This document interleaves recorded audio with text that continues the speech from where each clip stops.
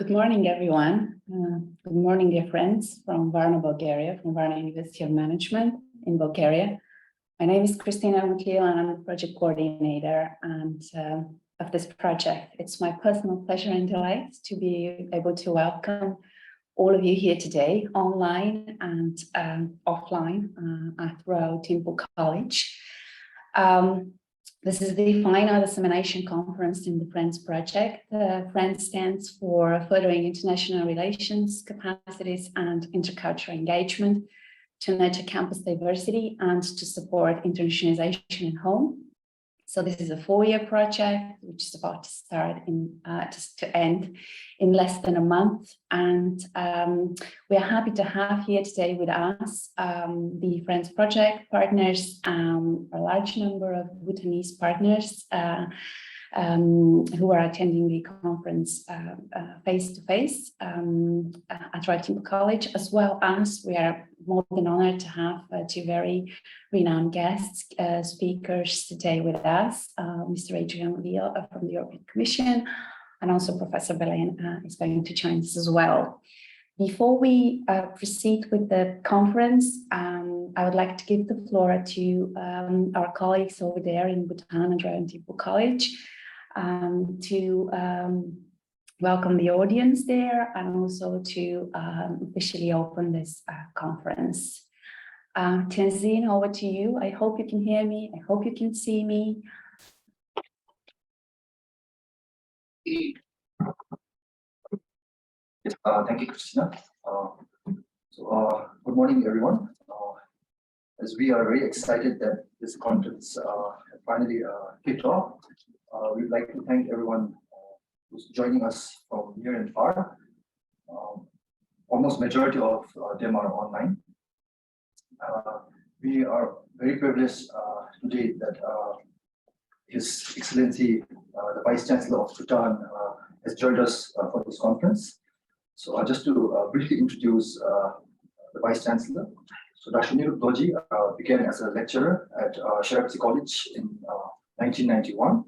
From then on, he rose in the ranks to become the head of department of Sherapsi College in 1995, then assistant principal of Sherapsi College in 1998, then director of College of Science and Technology in 2005, then the CEO of Bhutan Telecom, and then finally the Vice Chancellor of World University of Bhutan in 2014. Without further ado, I'd like to invite His Excellency, the Vice Chancellor of Bhutan, on the stage.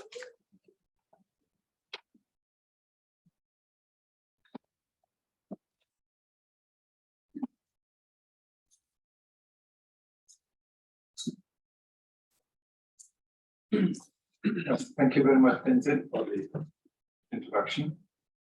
And a very good morning to our colleagues, friends in Europe, and a good afternoon to everyone in this part of the world. It is my great pleasure to attend this conference on globalization and internationalization of higher education as the concluding part of the Erasmus Plus project on furthering international relations, capacities, and intercultural engagement to nurture campus diversity and to support internationalization at home. And this project is briefly known as the FRIENDS project. I extend a very warm welcome to all participants, those who are here physically, as well as those who are attending virtually. From Bhutan, we have 12 higher education institutes participating, along with distinguished guests from the Ministry of Education, the Royal Civil Service Commission, Bhutan Youth Development Fund, and the Cabinet Secretariat.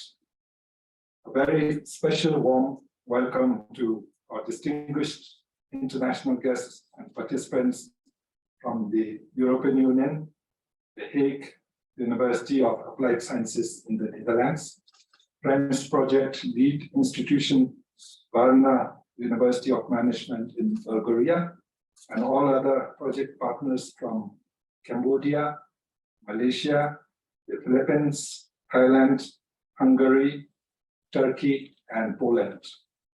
It is indeed my great honor to note that the conference agenda covers a range of pertinent topics, from insights and impacts gained through the Friends project to the value of internationalization of higher education, to the broader importance of intercultural awareness and competencies in an increasingly globalized world, all of which will create further understanding and collaboration.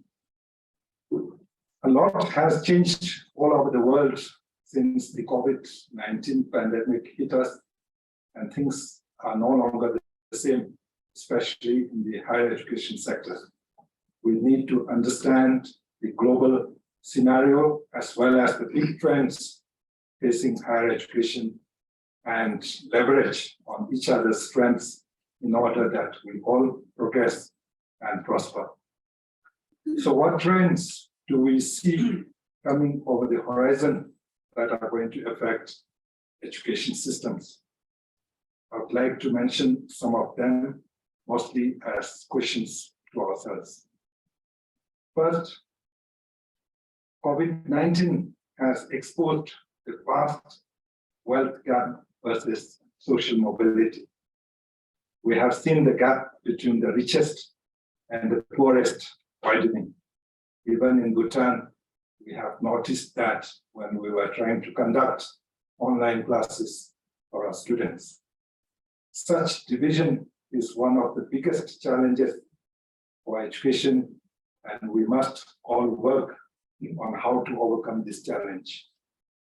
With increasing mobility of people in the form of migration, how are we going to play a bigger role in embracing cultural diversity, identity, and integration, and promote shared values?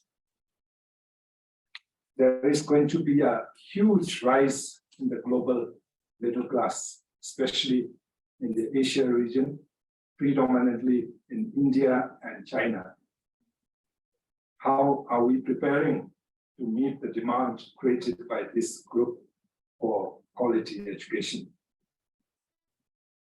Next, how can we ensure affordable higher education in the midst of funding cuts and pressures by governments? With the digital technology now taking over most aspects of life, including education, and with the small number of hands controlling the industry, how will our system ensure equity, open approach to ideas, and so on? There have been plenty of warnings about machines or artificial intelligence threatening jobs, but our education systems will need to equip our young people with the skills that can be adapted and updated for a changing jobs market. How do we make sure that human qualities such as imagination, a sense of responsibility, and emotional awareness are harnessed alongside the processing power of artificial intelligence? How do we adapt to the permanent online presence of learning and teaching? Demographics are changing rapidly around the world. In many parts of the world, the life expectancy has increased, resulting in an ever-growing aging population. Today, we notice that there are less people than older generations. Jobs are becoming increasingly less predictable. And in the face of all this, how do we, in education systems, gear ourselves to retrain, reskill adults through lifelong learning opportunities? This may be in place in some of the developed countries, but for those of us in the developing world, this is a huge challenge. Everyone expects schools and universities to teach values. No doubt, values are very, very important. But in an increasingly polarized world, who decides what values should be taught? The digital world has allowed more people to express or voice their opinions, but there is no guarantee that they can access reliable and balanced information or be willing to listen to others. So how do citizens sort fact from fiction? How can we teach the difference between opinion and objective information? What kind of virtues should be taught? You would have read that recently in Chandigarh University, they had to close down the university because there was a piece of information which went round and the students were on strike, and this caused a lot of problems. So with information, we need to be very, very careful and teach our young people how to sift facts from fiction. So, ladies and gentlemen, these are the big questions that we have to confront with as we move on. We may not have answers for all of these, but it is crucial that together we try to address them. That is why, in my view, globalization and internationalization of higher education is ever so important so that we can create common understanding to solve the problems that the world and humanity are facing. For example, there is no country in the world which is not affected by climate change. And it is rather unfortunate that many vulnerable countries like Bhutan, which do not in fact contribute to this problem, have to bear the brunt of the effects of climate change. Here in Bhutan, we have been engaged in deep introspection and transformation of our education system since we received His Majesty the King's edict for education reform in late 2020. The King stated that the new vision for our education system must encompass the drive to create enlightened citizenship that is as much local as it is trans-local. The idea of internationalization fits very well with this vision for our country. We realize that internationalization of higher education can result in many benefits, such as improving the overall quality of education, preparing students for the global world, improving quality of research and development, creating and fostering friendship and partnerships amongst many nations. Bhutan's journey of modern education since the mid-20th century has been a success story. By 1959, Bhutan had 11 primary schools with about 440 students enrolled in them. This has grown to over 1,100 schools in the country with more than 190,000 students enrolled in these educational institutes. Now, if we take our population size of 700,000, nearly 200,000 being in educational institutes, this is more than 1/3 of our population. Enrollment across all tertiary institutions within the country crosses just over 12,000. Tertiary education in Bhutan began in 1983 with the upgradation of Shartse Junior College to an undergraduate degree college. And the college had to be affiliated to the University of New Delhi at that time because we did not have a university in Bhutan. The Royal University of Bhutan was established in 2003 by Royal Charter granted by His Majesty the Fourth King. At present, we have 11 colleges with the RUB, of which 9 are termed as constituent colleges, and 2 are affiliated private colleges, RTC being one of the 2 private colleges. Besides RUB, there are 2 other universities, the Pisagalpo University of Medical Sciences and the Buddhist University. There is also a School of Law, which is independent, and the Royal Institute of Management. Reforms in the Royal University of Bhutan will focus on improving the quality of higher education and to ensure meaningful graduate outcomes, and to make education current, relevant, and adaptive to the fast-changing world. In doing so, we must revisit our current teaching and learning practices to align with 21st century challenges and opportunities and collaborate with others. As I highlighted above, the need for dialogue and discussion in higher education teaching and learning practices is felt now more than ever the world over. Beyond the continuous challenge of ensuring meaningful graduate outcomes, the COVID-19 pandemic has disrupted education at all levels and stimulated rethinks about numerous core assumptions in educational practice, such as what is essential, what is not, what works well, what does not, challenges and opportunities for student learning independence, and the role of technology, and so on. I welcome the opportunity provided through this conference on globalization and internationalization of higher education for the participants to discuss and share insights and practices on this very important theme for the benefit of all those involved and beyond. My best wishes to all of you for enlightening sessions ahead.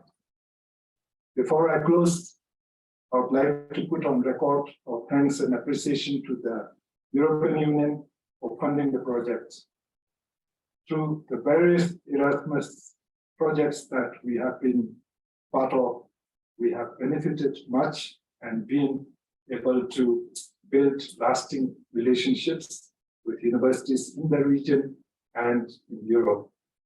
I also thank the partners and stakeholders for your cooperation to make this project a success. Thank you, and Trishitele. Thank you, Darsho Nidul Dorji. Thank you so much for your inspirational speech. You touched upon the matters of climate change, social inclusion, also digital transformation in higher education, all of which represent also key priorities for the Erasmus Plus program. It was very rewarding and interesting for us to also hear about the history of higher education sector in Bhutan. I'm taking the opportunity to, we can see now the audience of our colleagues and partners attending face-to-face event at RTC. I'd like to take this opportunity and just mention that we have today here from Bhutan, partners from more than 12 higher education institutions. We also have representatives from the Ministry of Education, the Department of Adult and Higher Education. And in the virtual space, like mentioned, we are joined by partners from the project across the world: Philippines, Malaysia, Europe and Asia, Philippines, Malaysia, Thailand, Cambodia. In Europe, we have Turkey, Hungary, Poland represented, and very importantly, also we have a guest, a very renowned, important guest, that is a guest speaker from the European Commission today. I'm pleased to introduce to you and give the floor to Mr. Adrian Veal. Adrian is a project officer at the European Commission's DG Education and Culture. He's a member of the International Cooperation Unit, and in particular in charge of Region Asia. Adrian, I'm going to give you the floor to introduce yourself, probably even better than I managed. Thank you for being here today. We appreciate your time. We know how busy you are, so thank you. The floor is yours. Okay, thank you very much, Christina, and thank you very much, Dasha Nidup Georgie. What a great introduction! What a great scene setter for to put your project in the wider context. This is something we're very conscious of. We're going through a sort of key time when it comes to education. I think worldwide we are looking at what is the role of education, how can we improve that role, and how can we help education recover from the pandemic, but also how can we help education play the role that it surely can in addressing the other challenges that face us, the climate emergency, the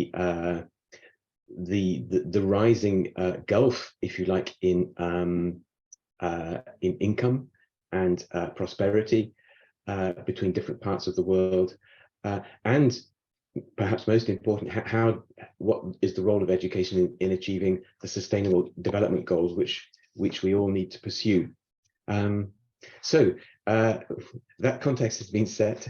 As Christina said, I work for the International Cooperation Unit in the part of the European Commission that manages our policy and programs for education in particular. And most of the work of our unit in international cooperation is overseeing the way this international dimension of Erasmus Plus works. So the mobility projects, the Erasmus Mundus master degrees and their scholarships, and the capacity building projects for higher education, of which of course you form a part. So one of the reasons I'm really pleased to be here and to learn more about your project and its outcomes is the fact that I think you have taken one of the objectives of Erasmus Plus, which sounds very abstract. The objective of Erasmus Plus is to use internationalization as an objective of institutions and part of individuals' learning process. And this internationalization is crucial if we are to exchange ideas, if we're going to exchange knowledge, exchange good practice, and exchange people to tackle those challenges that we've just heard about. The major challenges facing us, the challenges facing the education sector itself, but also society and economies more widely. And you have sort of taken the bull by the horns by focusing on this very important aspect of the intercultural dimension of this exchange. How does it work? How can you foster it? How can you spread the impact of what is quite limited funding, if you look at it in the global sense? You have funding for mobility, you have funding for cooperation projects, but you are really looking at how can you spread the impact of that? How can students who remain at home benefit from the experience of mobile students, of mobile staff in particular? And how can you embed this sort of internationalization aspect in some of the teaching and learning? So I think it's really important that we see the results of your program. We see what you have done, and I've been snooping around a bit in your website, so I see that you've been very good at making these results visible and sort of digestible, and the most important thing, accessible to a wider range of people, because this is the at the core of Erasmus Plus. It's about international partnerships, but it's also about ensuring that a wider body of people can benefit from the outcomes of these projects. So it's good for inclusion in the widest sense. Again, a very abstract term, but I see that you're doing a great job in spreading the reach of your project, and I'm very keen that you know, this has a focus on Europe, Asia, but I think the Europeans can learn a lot from your project. You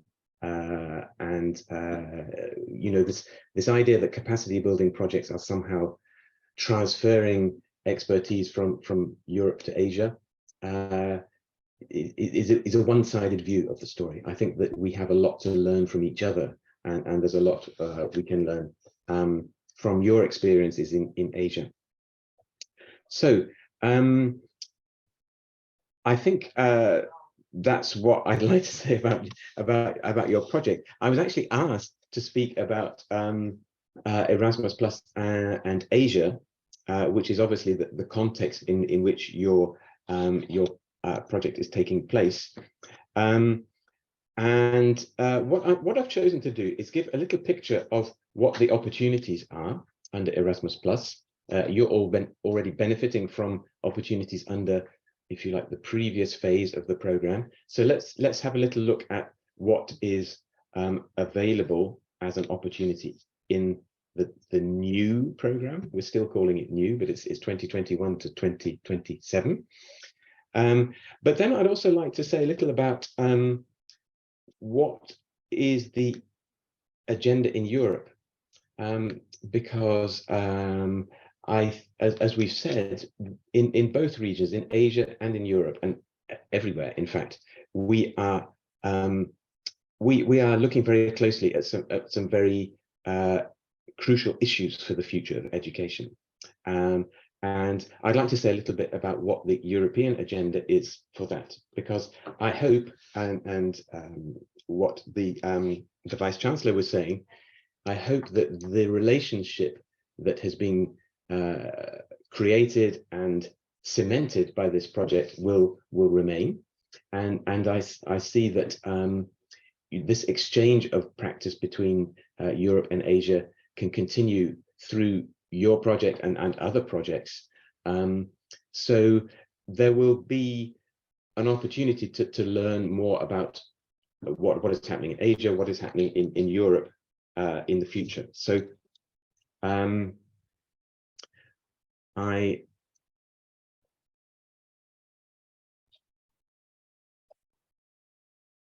okay, I think this is the right way to do it.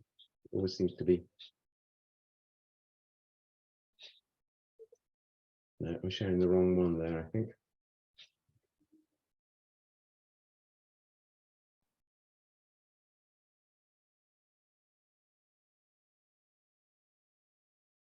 I want to share the other screen. Sorry, it seems to be different in each program. Sorry.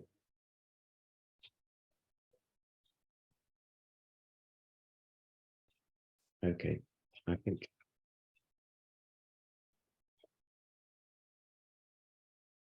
Are you seeing a presentation now? Sorry to have to ask you this question. It's not very professional. Yes, we can see your presentation. Now it's a full screen. Okay, good.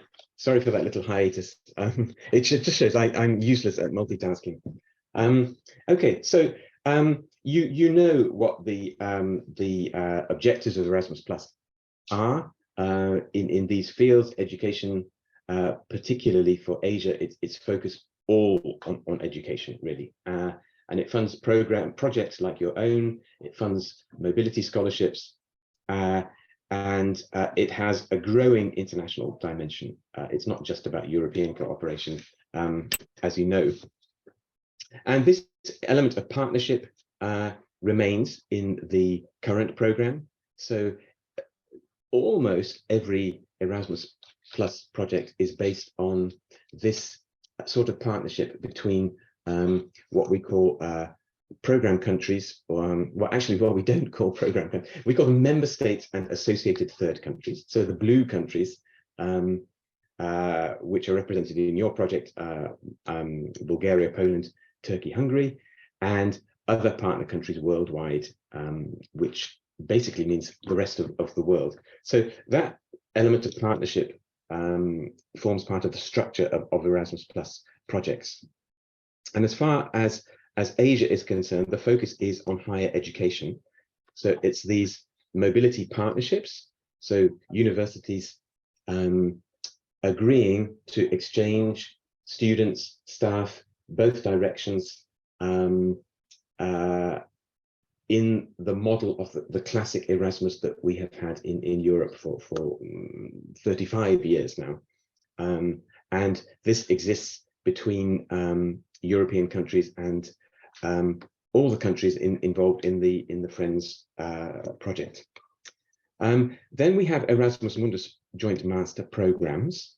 There are currently, I think, about 160 of these joint master programs, usually 2-year programs, offered by a consortium of universities. The EU funds the operations of these programs, but the main funding from the EU is for scholarships to attend these programs. So full scholarships open to students from around the world, all around the world. So it's outside Europe, but inside Europe as well, to come and study this joint program, where different modules of the program are offered in different countries. So this is one of our flagship actions within Erasmus Plus. It's been around since 2004, and there is great interest and great success among Asian students in applying for places and winning the scholarships that are funded by the EU. And the EU has additional funding for Asia, not only Asia, but in particular Asia, less developed countries in Asia, for their students to receive scholarships. So there's a bit of top up, if you like, of those scholarships for the Asia region, which is good for you to know. Then, of course, capacity building for higher education remains in the program. It was there in 2014 as well.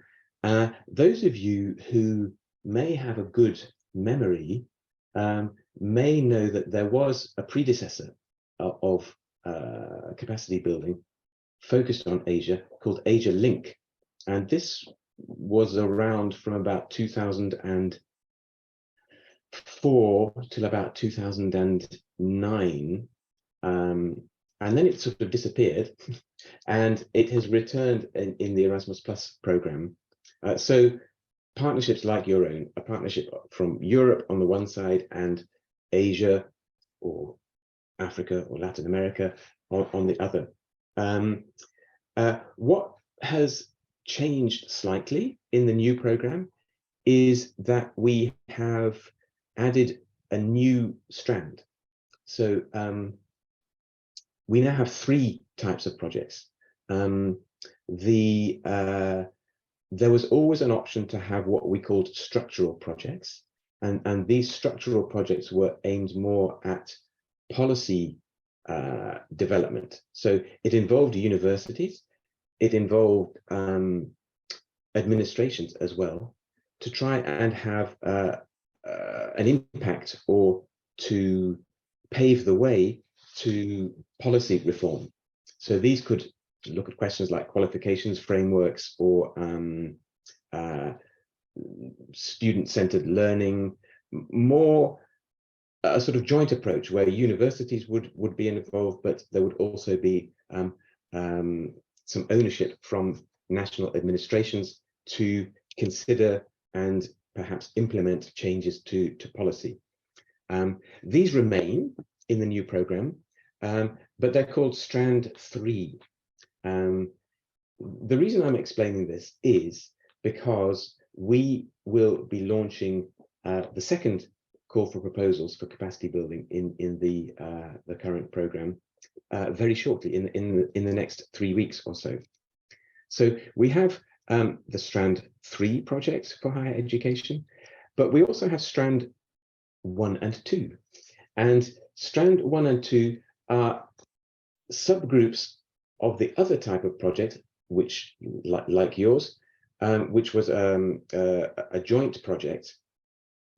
Basically, we split that because we want people to have the opportunity to have more modest projects, which can bring in newcomers, perhaps regions that are underrepresented, institutions which haven't taken part in Erasmus Plus before, or which are doing things to reach out to new target groups, for example. That's what we call Strand 1. They're mainly aimed at inclusion. So newcomers to the program can apply for these projects, which have a smaller budget because they are aimed at being a bit more flexible and bringing in newcomers as a first step into the program. Strand 2 is the classic innovative joint project that is the focus of most interest, in fact.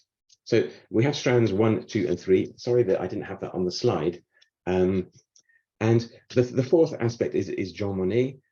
These are programs to support the teaching of studies in EU integration. This sounds like a very niche area, but it's a way also of giving greater visibility to EU policy, if you like. So it can be about EU trade law or veterinary regulations. They're designed to teach how the EU is using policy in a particular area. They can also be about regional integration. So EU studies or regional studies can be part of Jean Monnet activities. Whoa, this chart shows you a little bit what the regional balance of Erasmus Plus is. So we receive funding from what's called the EU's external instruments. So this is linked very closely to the role of capacity building projects. The projects are aimed to have a real impact on our partners in the partner countries. And that is because the funding that is used for these projects actually comes from the EU's external relations budget. It's cooperation money, essentially. So that money needs to be spent on our partner countries, primarily, so that the impact is on those countries and their development. So it's a Euro-Asian partnership, but the benefits are clearly meant to be for the Asian side. Now, this budget is assigned to Erasmus Plus according to the EU's overall policy aims. And you will, well, I don't know if you can see that, but in the pie chart, you'll see 4 pretty big slices. 3 of those are in the EU's neighborhood region. So this, for the EU, this remains the priority region. So it's the Western Balkans, countries like Albania, Montenegro, etc. It's what we call now neighborhood east. So these are the countries to the EU's east, Ukraine, Georgia, Azerbaijan, etc. The South Mediterranean is the countries of Northern Africa and the Eastern Mediterranean. So going around from Lebanon all the way around to Morocco. And Sub-Saharan Africa is the biggest slice in that pie. This is a bit of a shift in policy priorities. And more than a quarter of the budget is going to Africa. Now, this is a big change. And the reason I'm saying this is because the fact that the African slice has expanded means that the Asian slice has actually contracted a little bit. There's less cake left. And Asia now receives about 12% of the budget. This means, and I'm being open with you, that these opportunities remain for Asia, but actually they are about 3/4 of the size that they were in the previous program. So Asia still remains a priority. It's still a big chunk of the cake, but there is actually less budget, which means more competition, probably. And I just wanted to explain that to let you, well, to manage your expectations as well, I think. So that's a bit about the way Erasmus Plus is channeled to different parts of the world. What I'm not expecting you to digest this chart, but visually what it shows is the size of the budget per region. So you see Asia there. When you see it in this format, you see it's actually, you know, up there quite nicely.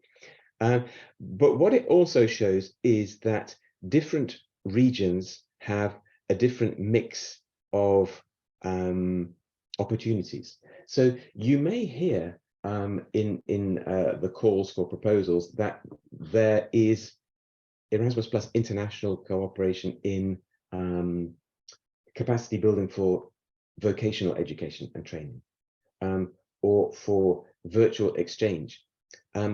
There is, but in Asia, because of this budget constraint, we have chosen to focus on the 4 areas I mentioned before. So in Asia, it's still a focus on higher education. There is no opportunity in vocational or virtual exchange.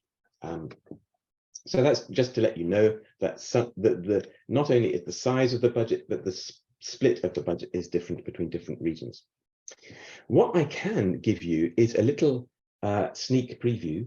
The projects who are have been selected this year in 2022 have been informed of the results, and those projects are now starting to draw up their contracts. But the general news is that I can say that we have selected 145 projects this year, and 31 of those are for the Asia region, which amounts to about 21 million euro. And I haven't given a full picture for Asia, but I think these are the 5 countries involved in Friends project. So among those 31 projects, 1 of them involves Bhutan, 4 involve Cambodia, 5 involve Malaysia, 2 Philippines, and 4 Thailand. Those projects, the partners and the coordinators of those projects are being informed about their results. So that's good to see good performance from your countries, and all of them have projects in this year's selection. I'm conscious of time, so I'm just going to say a little bit about the EU's wider policy landscape. So Erasmus Plus for Asia is one part of what the EU's focus on Asia. The main channel for EU policy in Asia is now the strategy for the Indo-Pacific region. You will see more and more about Indo-Pacific rather than Asia. this is the EU's strategy for strengthening links and connectivity with the Indo-Pacific region. So it's slightly bigger than Asia. It also involves, for example, the eastern coast of Africa. But you will see a lot of references to Indo-Pacific rather than Asia, and to the EU's program called Global Gateway. Now, Global Gateway is a program to forge this connectivity. It's mainly in the sort of classic connectivity areas of energy, transport, digital, but there's also an aspect of people-to-people connectivity. And this is, between you and me, this is a bit of repackaging of what Erasmus Plus is doing. So the sorts of links, individual links, faculty links, institutional links that are created by Erasmus Plus are a sort of soft connectivity that is being showcased under the Global Gateway as well as under Erasmus Plus. There's also a lot of multilateral cooperation or regional through the Asia-Europe meeting, ASEM, which has an education strand, through ASEAN, the EU Share program. I don't know if you know about this, but this is a program to help create a solid framework for intra-ASEAN mobility. So actually a little bit on the Erasmus model within the ASEAN region. That is also funded by the EU. And of course, the EU has bilateral cooperation, particularly with less developed countries in Asia. And there, the focus is very much on green transition, but also on governance and on inclusion. What I'd also give a quick mention to is education forms part of half of the EU's main priorities. So Europe in the world, digital transition, the green transition, these are all big policies being pushed through different programs and different policy areas. And here in Europe, we have set up what we call the European Education Area. And this is a sort of rethink, a blueprint for the way that Europe's member states can work together to tackle these challenges we were talking about before. So inclusion, the role of education, support for teachers, new methods of teaching, the digital transition, the green transition, inclusion, all these aspects that are an issue within education, but also an area where education can play a key role in helping us tackle these issues. And two important aspects I would mention is firstly, the European strategy for universities. So there is a particular role assigned to higher education to help tackle these challenges in the European strategy. I'm not going to go into detail, but that again says, well, what is the role of the university? What's its how can we strengthen its relationship with the community, with the economy? How can we make them better, more agile players, more digital, more green? All these common areas are being addressed through the European strategy for universities. And of course, internationalization is a part of that strategy, not only inside Europe, but also outside Europe. And another pillar of the education area I would mention is this digital transition, which has a digital education action plan. So that is about ensuring human resources are well equipped to face this transition, and networks, I mean the hard infrastructure within institutions is also geared up to reaping all the benefits of this digital revolution that is awaiting us with the arrival of artificial intelligence, etc. So that's a look at the opportunities for Asia and Erasmus+, but I thought it was also important or interesting to look at the overall policy picture as well.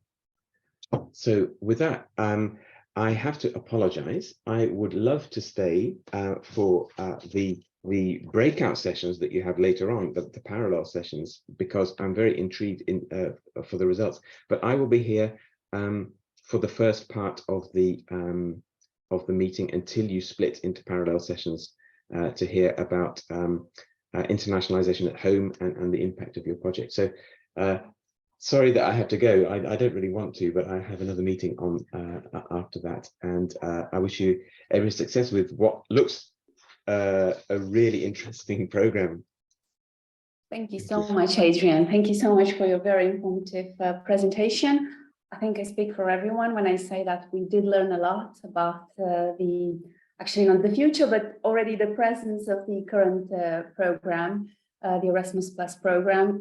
You mentioned international credit mobility, capacity building projects, or having a focus in the region Asia. I just want to mention that we already have approved funding partnerships projects for international credit mobility within this consortium, and with partners and potential new partners from Bhutan attending the face-to-face event in Bhutan at RTC today. We're also looking forward to new networking opportunities tomorrow in the framework of our brokerage session. You mentioned, of course, we understand everybody, you're very, very busy. Thank you so much for your time once again for your contribution and input to this conference. It's really much appreciated. We are actually, I just want to mention that we are actually being streamed on Facebook. So this session and the follow-up breakout sessions will be not only a live stream, but also available on our Facebook account. And without further ado, because time is pressing us, I'd like to give the floor to Professor Belen, who is here today with us. Professor Belen, I hope you can hear us, you can see us. And he was here just an instant ago. Maybe we've lost him. Oh, you're here. Thank you. Thank you. Thank you. I'd like to welcome you on behalf of the consortium, on behalf of our audience online, and also at Thimphu College in Bhutan, attending this conference today. I have a very short confession to make. I have to tell you that this project, this whole project idea started with your definition of internationalization at home from 2015. So we're absolutely honored to have you here today. I'm happy to give you the floor. I know you're also very busy. Thank you for being here. The floor is yours. Thank you very much for the invitation, and I'm really glad to hear that definitions get used. I hope they will also be challenged. And in this case, I will talk about some of the challenges with internationalization at home that we face in Europe. And I can already tell you that my last slide about those challenges will include confusion about terminology, terminological fog, some people call it. And that is certainly not a new challenge. That has been, well, a consistent trait of internationalization, and therefore also of internationalization at home, internationalization of the curriculum from the beginning. And I'm sometimes wondering whether that terminological confusion will ever end. But what I would like to do before I discuss the challenges is to go back to that definition and share with you some observations and experiences that we have with developing internationalization at home in Europe. So I would like to share some slides with you. And I hope you are able to see them. Yeah, okay. So I am based at The Hague University of Applied Sciences. Well, The Hague is a very peculiar city in the sense that it is the seat of the government, the residence of the royal house, but not the capital, that is Amsterdam. But The Hague is a city full of international learning opportunities because it has many organizations, it has the embassies, etc. So we are in a lucky position that we have all those learning opportunities just around us. And we also have a very diverse population. So nearly half of the population of The Hague is not originally Dutch. And for my university, that is about 35%. And that cultural diversity is very much an aspect of internationalization at home, along with the more international aspects. I have to say that there is still a discussion going on about the difference between internationalization of the curriculum and internationalization at home. But I think we should not spend time on that discussion because they overlap to a very large extent. And they also aim for the same. So you see increasingly that people use the terms interchangeably, sometimes even within the same sentence. And that is not by definition wrong, but it depends on which activities hide behind those terms. Now, if I say European perspective, that is overstating it because there are many European perspectives. And on this little map, you can see the countries where internationalization at home kicked off in the initial stage around 2000. And the concept originated in Sweden, but Finland, Norway, Denmark, the Netherlands, all were very early adopters of the idea, including the Dutch-speaking part of Belgium. The larger countries, France, the French-speaking part of Belgium, were much later to catch on. Germany is now changing, the Czech Republic is changing, so there is still a development going on in Europe with countries that now are starting to develop initiatives for internationalization at home. So it's not an even picture across Europe. In fact, this is also a global story. Here you see some examples of countries where mobility is problematic, for example, South Africa, Australia, or some Latin American countries. And they have, in response to this problematic and low mobility, also embraced internationalization at home or internationalization of the curriculum. In fact, we have currently a big Erasmus Plus project between 5 European and 5 South African universities on building capacity for virtual exchange and collaborative online international learning. And that is one of the instruments within their internationalization at home policies. So we see in Europe and around the world many different initiatives, many different terms, but there is this increasing focus on teaching and learning internationalization in the home curriculum. Well, you just mentioned the definition, so you are definitely familiar with it. If I look at the definition and I compare that to the practice that we encounter in universities, then the purposeful is one problematic element, because the purposeful implies that internationalization at home is present in learning outcomes and assessment, and not just in the activities. That was much more the old definition of internationalization at home, that said any international oriented activity except outgoing mobility. And that was around 2000. So now we've moved on a little bit, and we've included the purposeful aspect, and also the all students perspective. And that is definitely also something that is problematic, because we still see lots of electives that do not reach all students. And they can often be great starters, but at one point we should ask ourselves if we can upscale those electives to the compulsory curriculum for all students, because only then do we reach the capacity and the aim of internationalization at home. It's maybe a little exercise to do in your own environment if you can pick out the purposeful and the all students.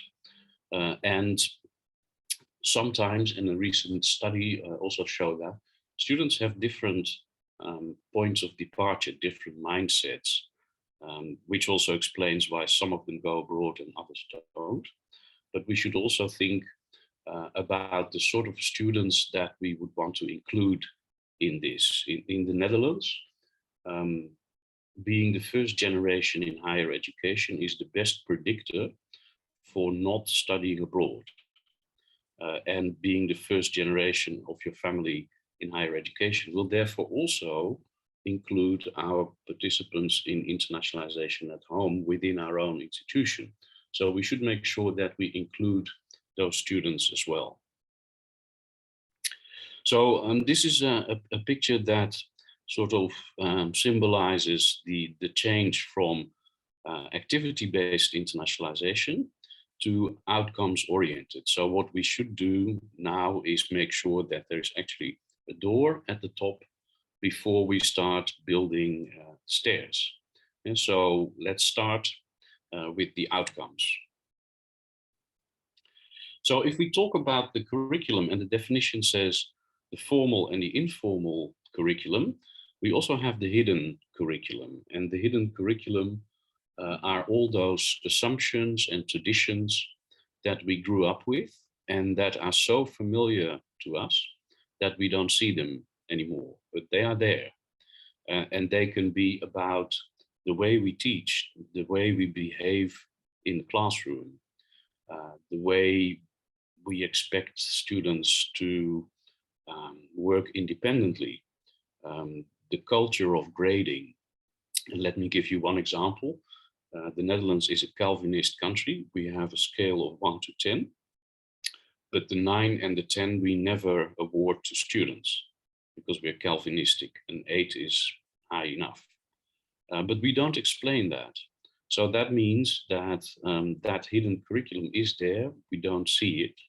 And I think the reason why we internationalize is to bring in perspectives, other perspectives from other disciplines, because we know that the effects of interdisciplinary work can be quite similar to the effects of getting perspectives from other countries or other cultures.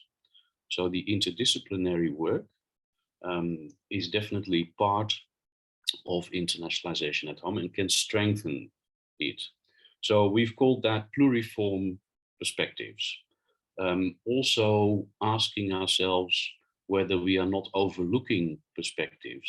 And so if you look at the reading list, is that only Western? Is it only American? And if we remove that literature, is there anything left? So trying to imagine which perspectives there could exist. And this is not an iceberg, but a plastic bag in the ocean.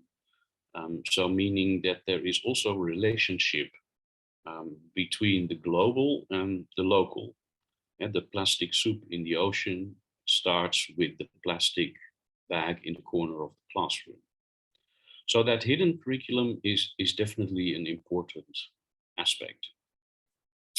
What is also an important aspect, in addition to the geographical distribution, you saw the maps, is how disciplines work with internationalization at home. So this is a model that shows hard and soft disciplines and pure and applied disciplines. And we have done some research within our own university and others, and we indeed find these very different reactions. So if you look at the top left corner, quantum physics, those are people that consider knowledge universal. It's the same in Europe as it is in China. Whereas in the soft applied, people are much more inclined to discuss how mankind generated certain knowledge itself, how knowledge is man-made. And that means also that meaningful internationalization at home happens in departments and in programs. And it's not just a top-down element that is written up in the university policy and then it happens. No, you need to develop a meaningful international component quite differently from primary teacher education than you would do in engineering. So that is what one of the challenges is, bringing that bottom-up process to the fore and supporting it. So if we look at the Netherlands, 21% of our students in one way or another get on that plane. They've been called by a Norwegian researcher the cultural elite because they have the mindset and the parents that go with it to grab the opportunity to study abroad. And that means that 79% is not getting on that plane, but stays on the bike down below. And by the way, what is contradictory is that we were trying to get students out of planes. But we've also been trying for 30 years to get them on planes, but we've not been very successful. So in Dutch policy, but also in Swedish and others, the minority that crosses that border is still the norm. And we present internationalization at home as an alternative. And I would like to flip that around and say we have an internationalized curriculum for 100% of our students. And if some of them can go abroad, that is fine, but it is additional.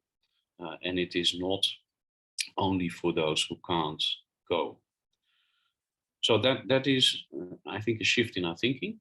What also plays a role in the Netherlands is that we consider internationalization a continuum, which starts in primary education, where pupils will have their first intercultural experiences, secondary education, where a lot of internationalization is going on, school exchange projects, online collaboration, but still we pretend that internationalization is something for higher education, and we disregard all the experiences that students had before. So I think we should pay more attention to that. So some of the sub-tools for internationalization at home, I consider internationalization at home a tool towards means, and the means or the aim is the development of student competences, and internationalization is not an aim in itself. So these are some sub-tools, comparison of cases from different contexts, and you may notice I'm not using the word international here because there is not one international view. It is the plurality of perspectives and context. Literature, online collaboration, engagement with local diversity, comparative research, local and foreign guest lecturers. And if you have them, it's not per se necessary for internationalization at home, incoming students. Of course, that generates opportunities, but you can have the perspectives in other ways as well. So not just from incoming students. And I think you will see that everyone has parts of this already. Sometimes it is implicit and you have to make it explicit, but none of us start out from zero. So what it means when you start to implement internationalization at home is that the dynamic shift from the international office that was also always solely associated with internationalization to academics in the departments. So this is not teaching and learning, but this is implementation of internationalization at home. And the academics are in the center, but there are many other stakeholders. Educational developers, for example, who can help with learning outcomes and assessment. Students can give their views, students who've been on internships. But there are many others in a university that can support that process of academics in the context of their program developing internationalization. And that's quite a shift. And one of our challenges is to bring those stakeholders together in a meaningful way. And the leadership should actually lead through stimulating bottom-up activities, but particularly the connection between the educational developers and the academics is a point of worry, because the educational developers have often not been involved in internationalization. And therefore we need to enable them to catch their role. I would like to also share some misconceptions about internationalization at home. Some people think that internationalization at home is opposed to mobility. I think it is not, but just acknowledges that it is only feasible for a minority. It is not about teaching in English, because those perspectives do not have to come from English literature. And besides, if you have a book in a foreign language and you translate it to the local language, the perspective remains the same. A Swedish book in English will still be a Swedish perspective. We don't need international students per se. Internationalization at home, some people say, serves to prepare students for mobility. That is true. It should, it does. But that's not the only thing. And so we should not narrow it down to a preparatory program for mobility. On the other side, some people consider accommodating international students equal to internationalization at home. Also, that is only a part of it. And internationalization at home is not electives, not just electives. Some newer misconceptions that we saw increasing during the pandemic. Internationalization at home is a good alternative for those poor students who are not in the opportunity to travel. And we've already seen that we should start with the internationalized curriculum. Internationalization at home is inclusive by default. I think looking at the hidden curriculum, there are mechanisms there that may exclude students.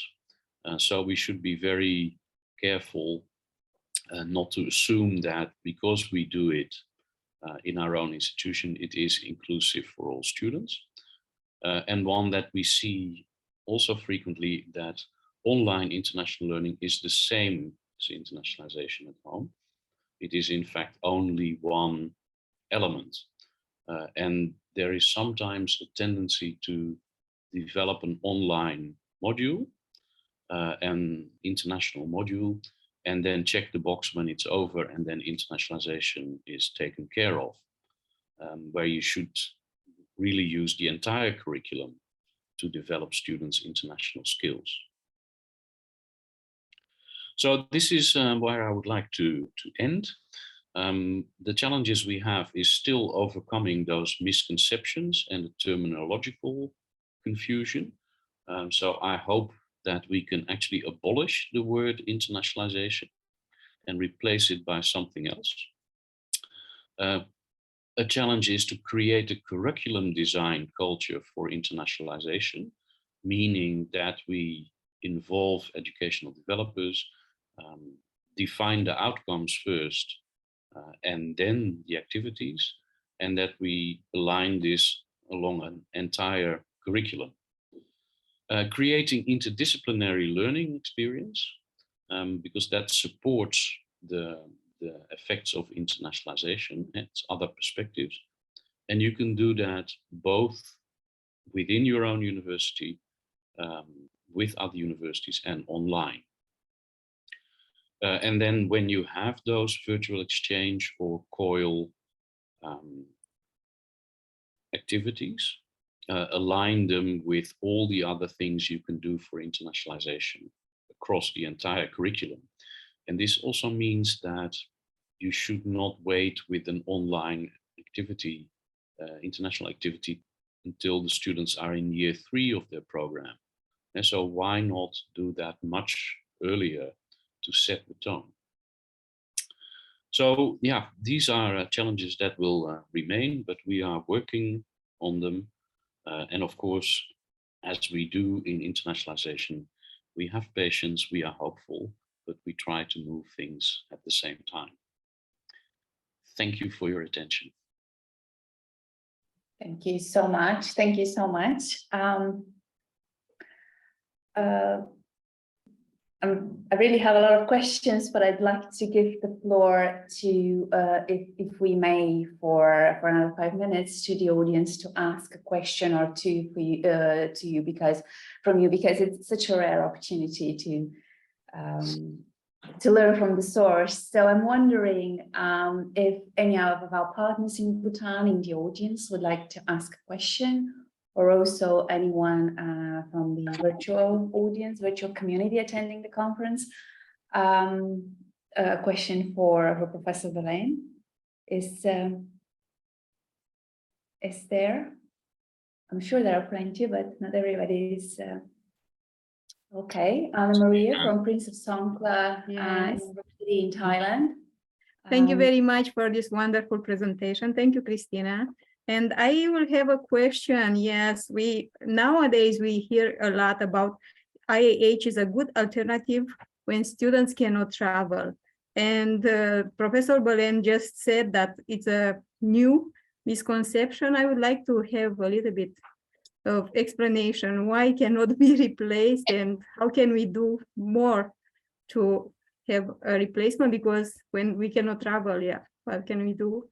Well, thank you for your question. Now, what I noticed during the pandemic is that people say the situation has completely changed. No students, 0% of the students can go abroad. But in fact, before the pandemic, it was also maybe 5% along the line. So in some disciplines, it was very high. In others, it was almost non-existent. And then we saw, and I'll give you one example from the UK. They said, we now have to practice internationalization at home. No, you should have done that 20 years ago, but they collected some online electives, called them internationalization at home, and then said global citizenship without travel. And the word global citizenship was only in the title. So I think we have to be careful that we are not using terms without meaning, and that we are critical and not say that this is an alternative. No, it has always been the needs of nearly all students that they have the home curriculum for their international perspectives. And I think that's not changed very much through the pandemic. So I think looking for any perspective that you can find in other disciplines in your own university is a really good start. And then work online, work with cultural diversity. So it is in many small pieces. There is not one big solution that fixes it all. Thank you very much. Yes, understood. Thank you. You're welcome. Thank you. Thank you. I'm wondering if we have a question from the audience in Bhutan. We have a question here. College. You have a question here? Christina, we have a question. Go ahead, Leki. Hi.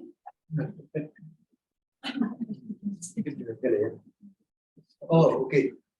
Thank you so much for the presentation, and I think this is a new topic for me. And it was very interesting actually to know about the challenges and the misconceptions. And amongst the misconceptions that you had mentioned is about the understanding that people have.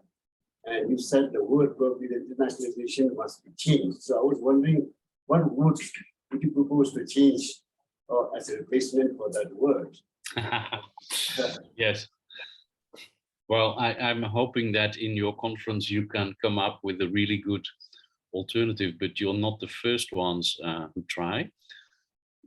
So what we have put in as another term, but maybe it doesn't make it better, is the pluriform perspectives. And I've come up with that term together with my colleague who is professor of inclusive education. And she is mostly looking at which voices and which perspectives do we not hear.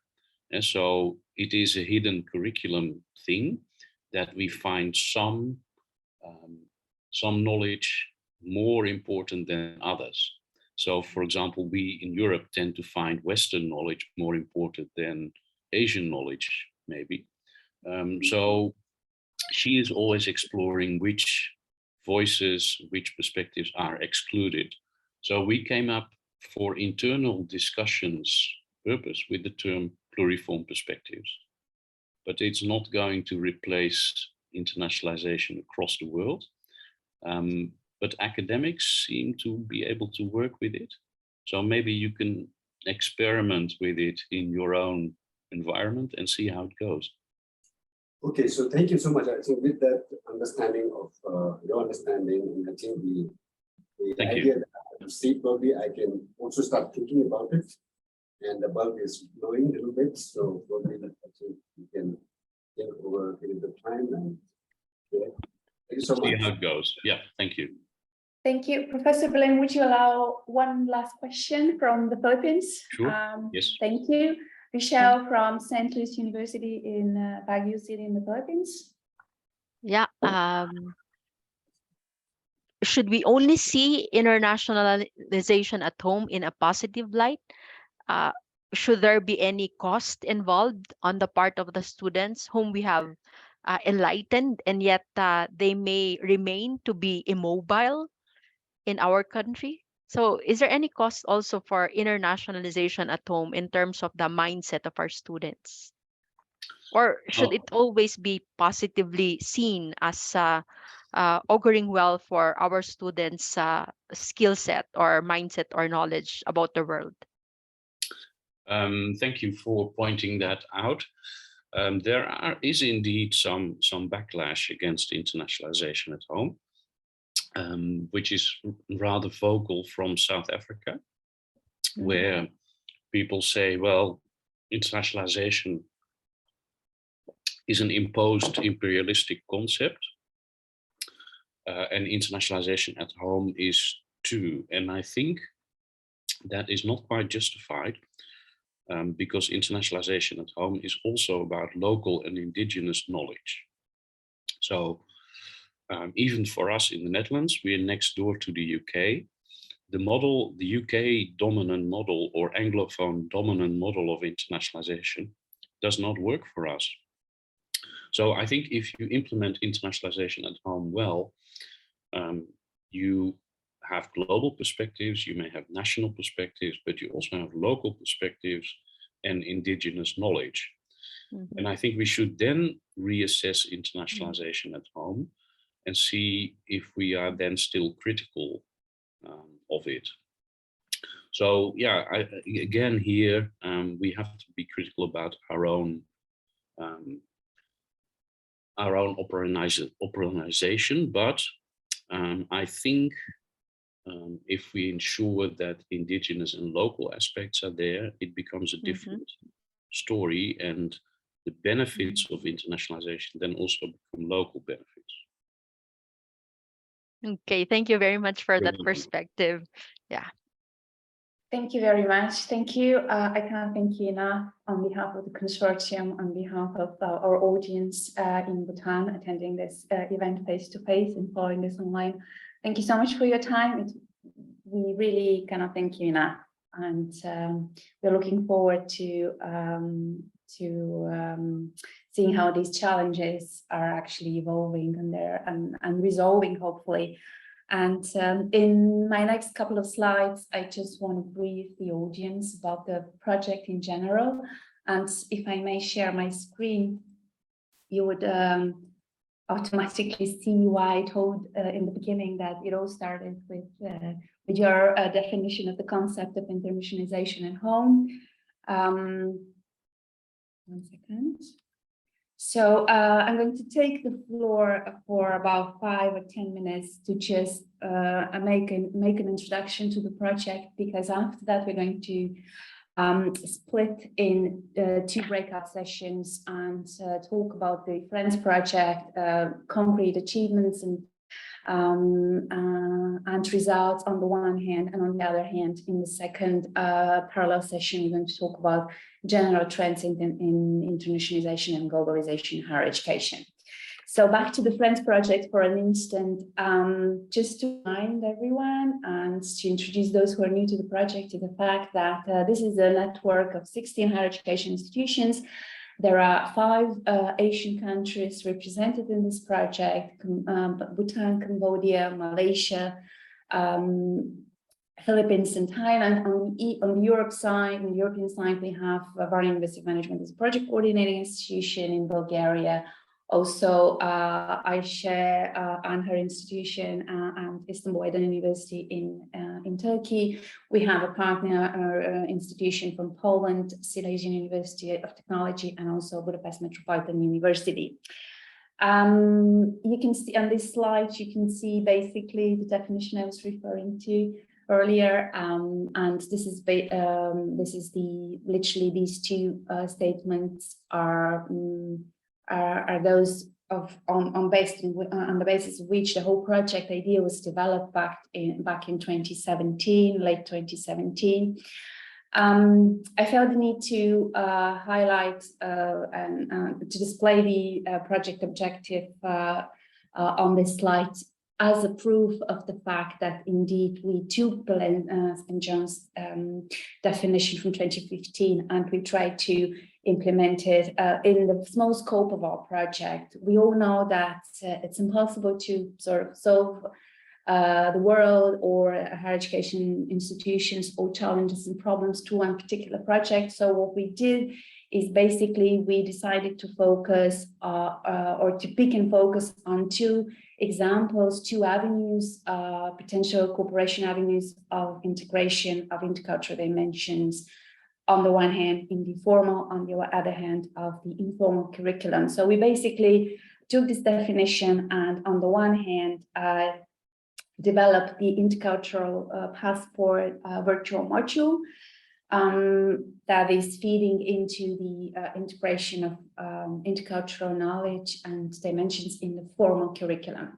So this module was developed by European partners in general in the project. It consists of 2 components. On the one hand, we have the massive online open course, which is available on our website. It's entitled Intercultural Awareness and Cultural Diversity. At the project feasibility study phase, we sort of realized that almost none of the partner institutions in Asia have a subject focusing on building intercultural competence. So we decided to design and develop one and to make it accessible through the means of MOOC, the massive online open courses.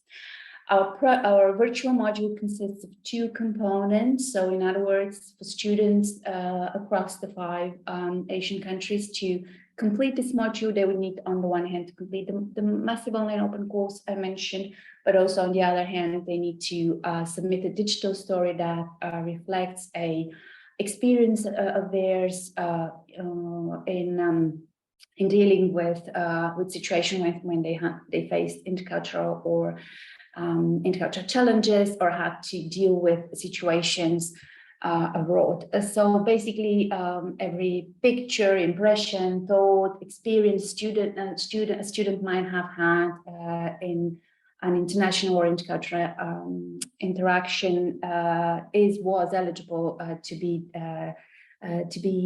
presented through digital stories. Students, I have to say, this is the digital storytelling component of the project has been one of the most inspiring, not only because a student's creativity is endless, but also they've really put a lot of efforts and energy to create those stories. So basically everybody in the consortium, all the students who submitted a digital story at institutional level, and also completed the MOOC, they received the intercultural passport certificate. We like to believe, we always mention this metaphor that this intercultural passport is basically corresponds to the international passports people need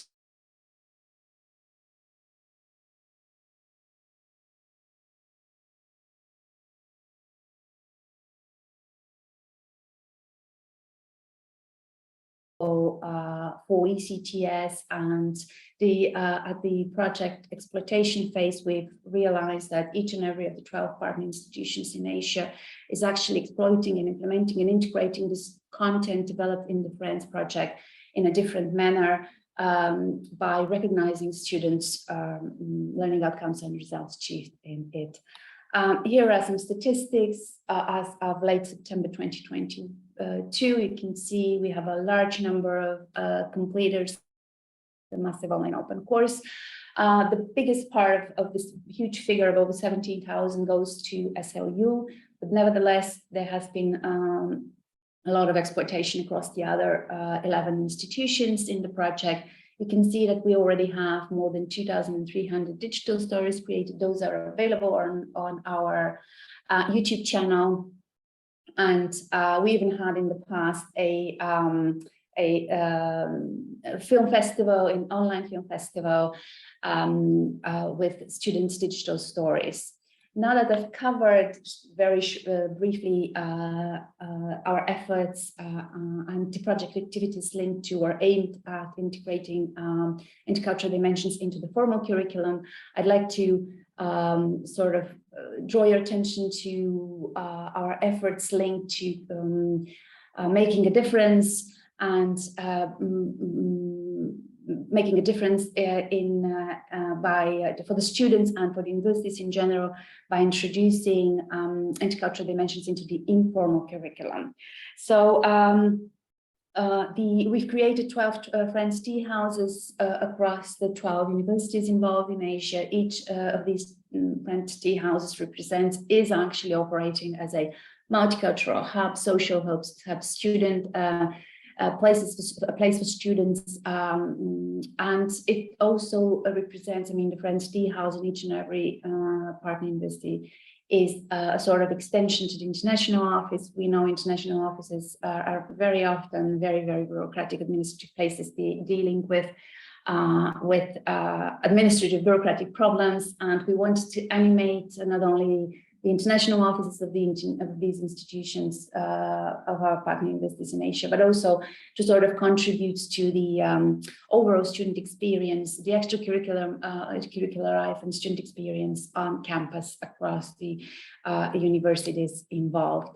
Some of the achievements of the Friends tea houses of these newly established units, as you can see, each and every of the universities had to arrange and organize a piloting intercultural festival that is becoming or has become an annual thing. In the piloting session, in the piloting stage, we had over 7,000 attendees across the 12 universities involved, online, offline. Our project implementation coincided with the pandemic, so we took huge benefit of online communication in it.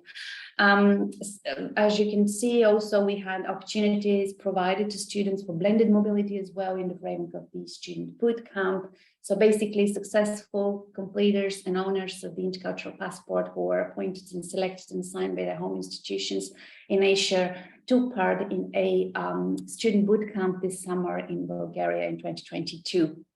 And finally, we've been very active, partners in Asia have been very active in promoting project results outside the consortium as well. On national level, for this purpose, we had numerous Friends caravans organized and conducted involving universities outside in Bhutan, Cambodia, Malaysia, Philippines, and Thailand, outside the consortium. So we've managed to reach out to more than 2,000 attendees of these events, and all of them hopefully nowadays are aware of both the intercultural passport virtual module, but also the Friends tea houses operation. and activities. On national level, we've organized 5 national conferences targeted primarily at higher education practitioners, colleagues, peers of ours. We also collaborated with another key stakeholder group that are the employers. In the framework of these local markets for global talents, career fairs organized across the universities in the project, we've managed to reach out to more than 400 employers, more than 4,000 students attending these events, again online, offline. And finally, it was also mentioned in the framework of Professor Belen's presentation, and in particular the slide what internationalization at home is all about. It was mentioned that it's also about engagement with local diversity and local communities. We actually have taken this aspect very seriously, and towards the end of the project, have been working very hard on developing the so-called community development plans. Each of the 12 universities in the project has selected one local minority, cultural, ethnic, religious minority, and they've been collaborating with them. They actually created their mini Friends project with that particular community to engage with youth, with pupils, with students, and from these communities, but also with representatives of indigenous peoples in the Philippines, in Thailand, etc. So these final 2 slides I've taken to end shortly, along with the project end in mid-November, and our community development plans, along with reporting and evidence of the activities partners have undertaken with this community, will be published on our website. So please follow us through our website, online, through Facebook. Finally, I'd like to mention very shortly some figures concerning Friends' impact. You know, project impact needs to be quantifiable and quantified. So as you can see here, based on surveys conducted in the project, over 80% of the students engaged confirmed they've acquired new knowledge and skills in the field of cross-cultural studies. They claim to be more confident in interaction with other cultures after having been part of this project. They also claim to be more interested and motivated to take mobility abroad. International outbound mobility is a serious problem in most of the Asian countries. Universities represented here, figures are really low, beyond, way below European statistics of 5 to 10%, depending on the institution. And finally, as you can see, we like to believe that we've contributed also to students' employability by developing their global skills and sort of making them, or having made them more interested in a career, whether abroad or an international company, or in a multicultural environment. We mentioned earlier today the priorities of the Erasmus Plus program for a more inclusive, digital, green higher education, and this project has made a very little step towards the achievement of these priorities across the universities involved as well. I know we're running out of time. I'd like to thank everyone for your time and attention during this first plenary session. We're going to split now. We're going to have a 10-minute break, and after that, return to the 2 breakout sessions, like I mentioned earlier. Once again, our sincere thanks to our keynote speakers, and we're looking forward to seeing everyone in the sessions start in 10 minutes and also tomorrow. Thank you for your time, and see you soon again. Both here on this link and in the parallel session dedicated to Friends projects, results and achievements. There you would hear more from partners in Asia in particular on the results achieved and the difference made and the impact achieved at the institutional level and national levels as well. Thank you, and see you soon again in 10 minutes. Thanks a lot.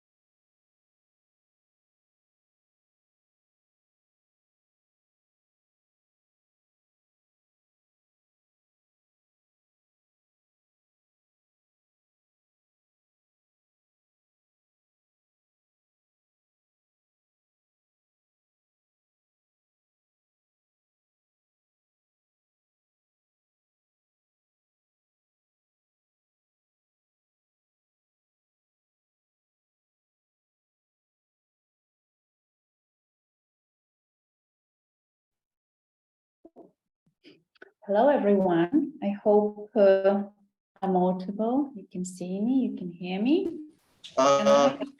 Yes, Christina, we can hear you. Can you hear us? Very well, thank you. Very well. Thank you, Tanzim. The participants are having tea, so they'll be here shortly. So just a few more minutes. Okay, so 5 minutes to end the tea break, okay? All right. Thank you so much, Christina. Thank you. And to everyone else attending online, we'll start in 5 minutes with the agenda. The first one will be Aisha from Samoyed University. So in 5 minutes, we're about to start the second session. Thank you all for your understanding.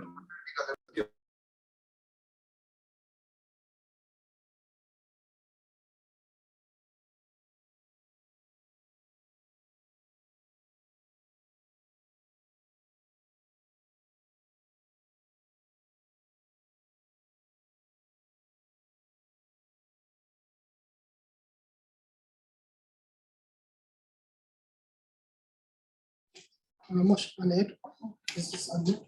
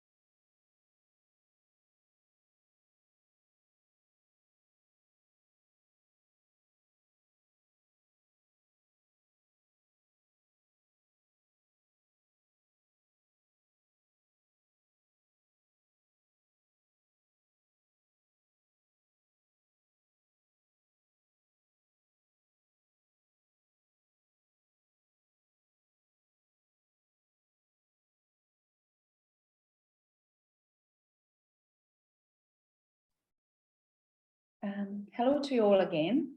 I'm wondering if we can proceed with the next session. Hopefully, coffee break in the time is about to finish.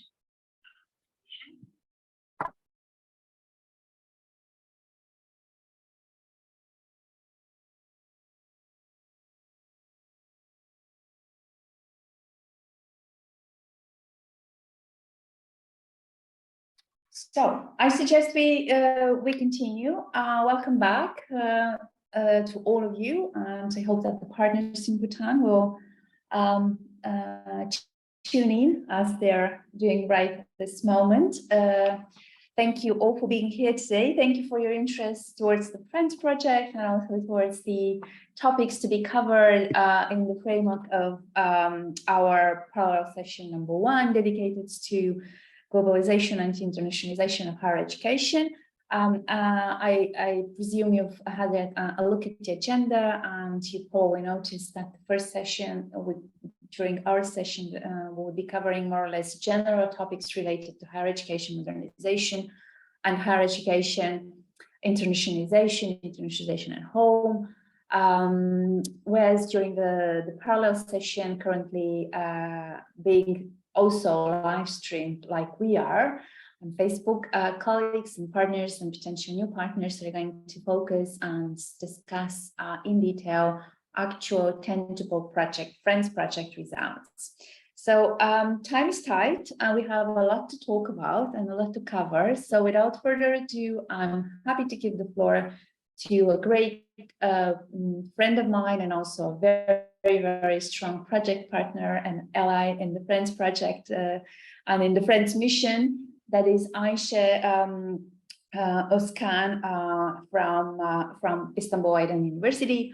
Ayşe, the floor is yours. I trust you can share your slides. You have the right, and we are very curious to hear about trends in internationalization in the post-pandemic era.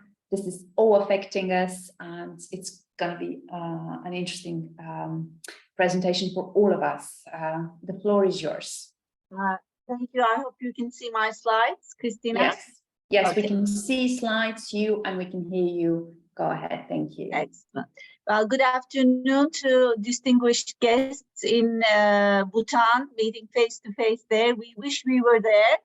And all our friends online. Good afternoon, everyone. So my name is Ayşe Özkan from Istanbul Aydın University, and I'll be talking a little bit about trends in internationalization in the post-pandemic era. Just to set the context, a slide about my own university. We are a young university, comprehensive, quite a lot of faculties, a graduate school, vocational schools.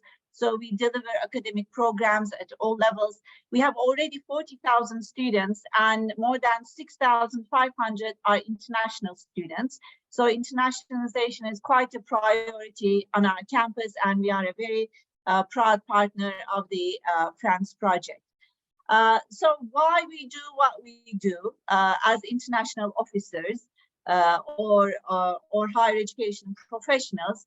We do internationalization because we want to develop intercultural competences of our students. We realize that internationalization is all about intercultural competences, which is the ability to communicate and act appropriately and effectively across cultural differences. It's a very simple, short definition, but it is very important. It's an important soft skills. It's a good employability skill for university graduates because the global economy requires that people work across different cultures. So whether you are working in a local firm doing a very local business, still most of the time, part of what you do involves the, partners, companies, people across national boundaries today. And as we talked today in the earlier session, it is also a matter of civic engagement because understanding today's complex global issues requires that we understand these, first of all, as global issues, and then we can work collectively for solutions to these complex global challenges, such as the United Nations global sustainability goals.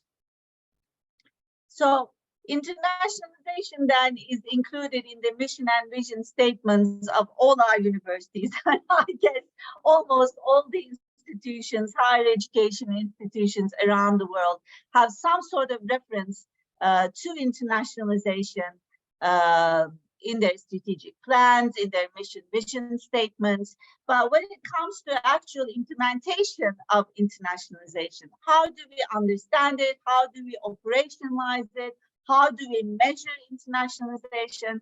And when we look at that, we see that sending and receiving international students, it's a very, in fact, a limited part of internationalization, gets most of our attention. It takes most of our time and effort.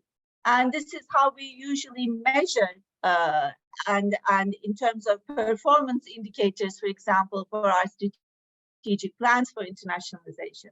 This is really what we look at. So there is an over-reliance on physical mobility, and not just everyone on campus, but over-reliance on physical mobility of students. And we rely on it too much to develop the intercultural competences of our students. So there is the sort of the notion, the theory, the philosophy behind internationalization, and there's the actual implementation. And I think the implementation comes really short of what internationalization is supposed to do in terms of providing global learning opportunities to all our students, as Jos was saying, and providing opportunities for them to develop their intercultural competences. So as we mentioned, in many countries, only a small privileged group of students, the cultural elite Jos mentioned, can attend actual physical study abroad programs. There are many issues to student mobility, financial issues, visa problems, curricular mapping problems. There are students with disabilities, students coming from socioeconomic backgrounds that are not very conducive for them to think about and choose study abroad, etc. So the study abroad is not very inclusive. Attending students are not very diverse, even in the richest countries. So this is probably worth sort of underlining. So even in the global north, such as in the United States, less than 5% of all university students attend some sort of physical study abroad program.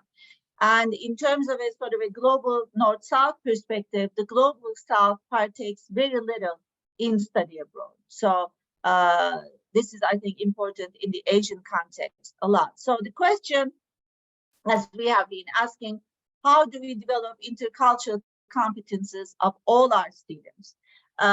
It's not a new question. It has been asked since the early 2000s, but I think it took a global pandemic to really stop us in our shoes and to sort of rethink what we were doing in the day-to-day activities in the practical implementation of internationalization.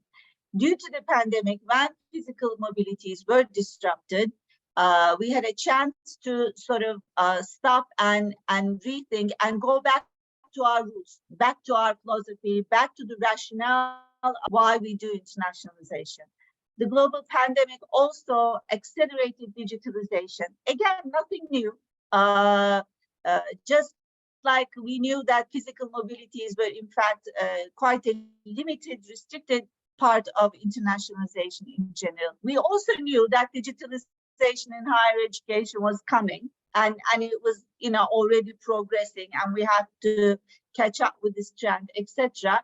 Again, the global pandemic stopped us, so we could really make use of it, really, and take it in our implementation in higher education. So during the pandemic, many universities, including mine, we developed new international programs that were created using more digitalization tools. So many of us developed COIL projects. We implemented virtual exchanges with partners. We offered our own sort of online courses, but we also offered online courses to our international partners. We organized online conferences. We, facilitated virtual internships for our students, international virtual internships, etc. So it took basically what I'm saying is a global pandemic to implement what we already knew before the pandemic, but weren't implementing as much. So what I would say is really a paradigmatic shift in internationalization took place right before our eyes, starting in March 2020. We had a chance to reimagine internationalization as it was, I think, intended to be implemented, and moving away from emphasizing just student mobility, just physical study abroad programs, and focusing more on global learning opportunities for all our students. So there were trends already in place. We were witnessing them, but really they came to the forefront of the international education sector, to the forefront of the higher education sector because of the pandemic. So just a very few sort of examples from my own university, just to give a practical context to what we are talking about. We immediately established a virtual exchange program to all our sort of MOU and Erasmus partners, about 450 universities worldwide. We offered them their students an online course from our online course offerings. We also provided virtual tours of Istanbul. We delivered webinars about the Turkish culture. So in order to sort of emulate a physical study abroad experience, we provided not only a course with credits, but also some webinars about the Turkish culture, our city, etc. So at the end of the program, we offered these students not just a transcript, but a certificate of intercultural learning as well. And of course, what we were doing, our international partners were also doing. So we were very happy to offer their online programs on in sort of study abroad, let's say, a virtual study abroad to our own students. So we sent a more, a more diverse students from our own university to our partners' virtual study abroad programs, and they were able to virtually travel to more sort of non-traditional destinations. I think this is important. When we were doing physical mobilities, most of Istanbul Aydın University students chose the Erasmus program and traveled to a small group of sort of European countries. But when the virtual study abroad programs became available to this extent, we were able to virtually send our students and expose them to a lot of different sort of alternative destinations where they would be exposed to different cultural and academic perspectives as well. So our students took foreign languages, they took subject courses, they took short certificate programs offered by our partners from Brazil to Japan to Indonesia. So that was very, very rewarding for us at the international office. We were also delivering summer programs, winter programs before the pandemic physically in Istanbul. We switched those, pivoted to online immediately. And again, just like with the virtual exchange program, we offered not just courses for credit, but we also tried to include some cultural awareness webinars, etc., virtual city tours, just to give them a taste of being in a different country, being exposed to a different culture, etc. So we also organized a lot of what we call the Global Connect webinars. We brought international faculty from our partners, partner universities abroad. What we tried to do was to include their lectures as guest lectures into our existing sort of online courses, so that the students would be exposed to international perspectives, new knowledge, have an understanding of what is being done, what's being discussed in their own discipline in different countries. So this was really internationalization of curriculum at no cost. And we also didn't forget about our academic staff. we also hosted guest lectures for professional development webinars for our academic staff, administrative staff as well. So basically, what we knew beforehand about sort of internationalization at home, digitalization, etc., we had the chance to really implement it during those months and years since the pandemic began in March 2020. So our daily operations in international offices really sort of changed. And like I said, a paradigmatic shift took place in internationalization, how we implement it. So I think this is going to continue. And I, just for the purposes of this presentation, I chose to focus on 4 trends in internationalization that I think will grow stronger in the sort of years as we go from this pandemic, from these sort of transition years to the post-pandemic era. And I think internationalization at home would be the first trend that we will see as we move from the pandemic. So I think it's, understanding or its contribution to the field as bringing equity, broadening access and inclusion to intercultural learning opportunities. This is why internationalization at home will be even more strong as we move ahead, because equity, access, inclusion are also key concepts as we move along in the higher education and international education sector. And internationalization at home, this is where its contribution, okay? Broadening access and inclusion. So I think there's a wonderful alignment of values in higher education with access, in diversity, access and inclusion, and internationalization at home. So we mentioned internationalization of the curriculum, or the formal curriculum, as Christina was mentioning. We will be looking at learning outcomes at each program, academic program and department level, and we will be embedding internationalization in the teaching and learning aspects. I think this is what Jos was also referring to as the purposeful integration of internationalization in our curriculums, really looking at learning outcomes at each sort of discipline level, and then make the disciplines talk to each other as well.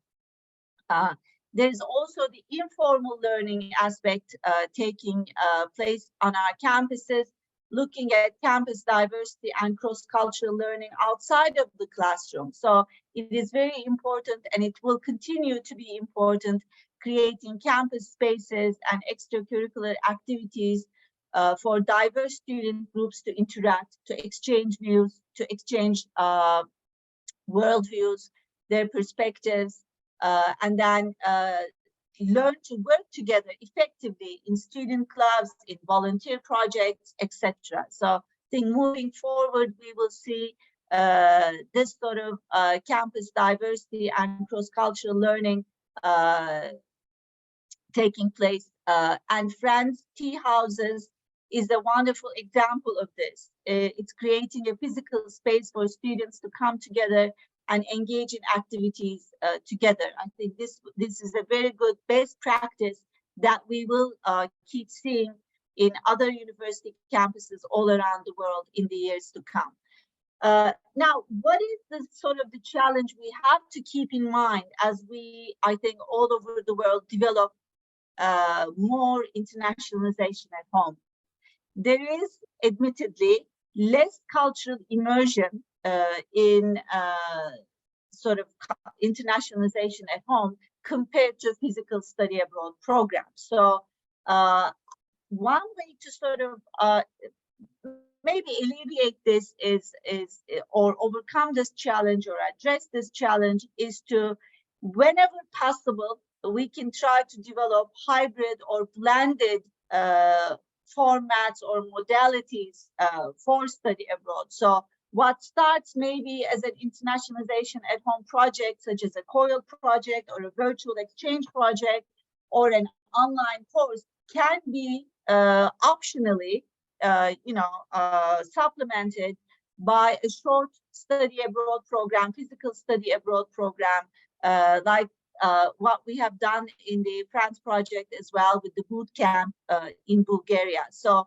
at international offices, I think this is something we can develop simultaneously while we are focusing on internationalization at home. Also try to sort of maybe have optional add-ons of physical study abroad programs to our internationalization at home projects, such as COILs and virtual exchanges and whatnot. So the second sort of trend as we move along would be digitalization. Again, this is nothing new. It's not in news, but the pandemic, I think, just pushed digitalization to the forefront of all higher education institutions around the world, so that in the years coming, international offices will be instrumental in practicing, implementing, developing more virtual programs of global learning using digitalization tools. I think we will be developing more collaborative online international learning. We will be offering more online courses.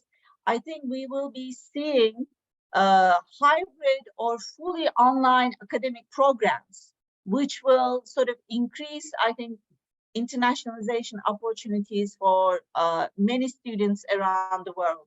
And I think we will see more of digital or virtual internships for our students. Again, bridging university life with the business world, developing their employability skills, using virtual tools, and giving them those global perspectives if they can get to do internships in a country other than their own. So I think this will really broaden access to study abroad. It's good news. I mean, one advantage of this digitalization trend is that there will be less carbon footprint for internationalization, as we will rely less on physical mobilities, getting on those planes, but using digital tools to bring global learning opportunities to all our students on our campuses. There is again a challenge we have to keep in mind as we develop more of these sort of programs. There is still a digital divide as well in hardware, software, and internet connectivity between countries, but also in the same country, in the same region, in the same university. There are those students who have more of this digital tools, have access to more of these digital tools, and less so. So as maybe universities, we can provide programs, scholarships, other opportunities to bridge the digital divide on our own campuses. We may lobby our own governments if there are sort of digital divides in our own countries between different institutions, etc. And there should be hopefully more global sort of efforts under the UN or other NGOs to bridge the digital divide between the global north and the global south. So as we develop digitalization for the purpose of developing global competences of our students, hopefully we will have less of the digital divide and more opportunities to bridge the digital divide. The third sort of internationalization trend I see as we move forward in the post-pandemic era is that due to both the effects of the pandemic and the global recession, I think more students, let's say, will prefer to stay close to their home country even when they are mobile. So I think we will see more regional hubs emerging. And we already see this, the dominant position of the traditional destination countries in international education, such as the United States, UK, etc. These will be challenged. There is already a shift going on, and you see more Asian countries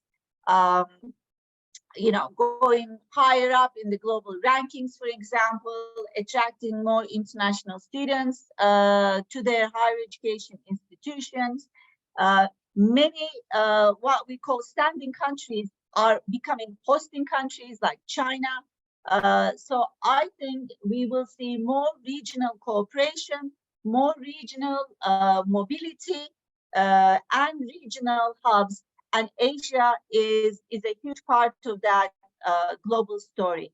So I think a positive outcome of the France project is that the participating countries and the institutions in this project are now even more experienced now to deal with maybe incoming international students. They are even now more experienced with international partnerships. I think they are in a very good position, at an advantage to spearhead, becoming a regional hub or an important sort of destination country and institution within their own region for internationalization.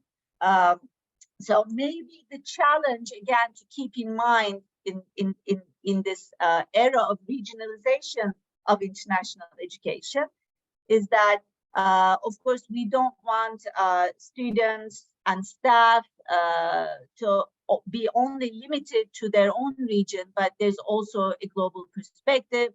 There's a reason and a rationale, again, to engage all regions with each other in terms of academic partnerships, academic scientific collaboration to overcome those global challenges such as climate change we are facing. So, of course, we don't want to sort of push aside a global perspective and only sort of regionalize in higher education, but build bridges across regions as well. But I think just to underline again, Asia is one of those regions, in the world right now, increasing in the quality of higher education, in developing their capacities for internationalization. And there's a lot of, I think, activity and good practices and innovation coming out of Asia that we all need to look at and engage with. Now, the fourth sort of internationalization trend that I want to mention is TNE, or transnational education, and partnerships becoming sort of more important. Because I think some physical mobilities, especially in terms of students traveling from one country to the other for full-time studies, for example, that's going to be less. Transnational education partnerships will be growing. I think we will be seeing the development of more franchise campuses or satellite campuses or micro campuses. We see a lot of this happening. Again, this is not exactly new or groundbreaking. We saw these franchise campuses 20 years ago developing. But then they sort of went out of fashion, but I think they are making a huge comeback, and we are seeing examples of this in Asia. And we will see, I think, not just franchise campuses, but other modalities. We will see, for example, traditional destination countries such as, Australia, teaming up with local partners to offer pathway programs.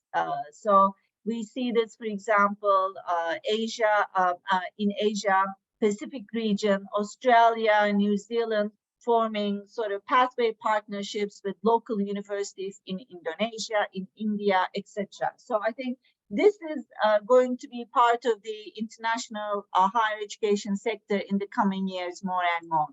And we will, I think, see overall university studies and degrees becoming more flexible and more stackable, in a way, sort of more modular.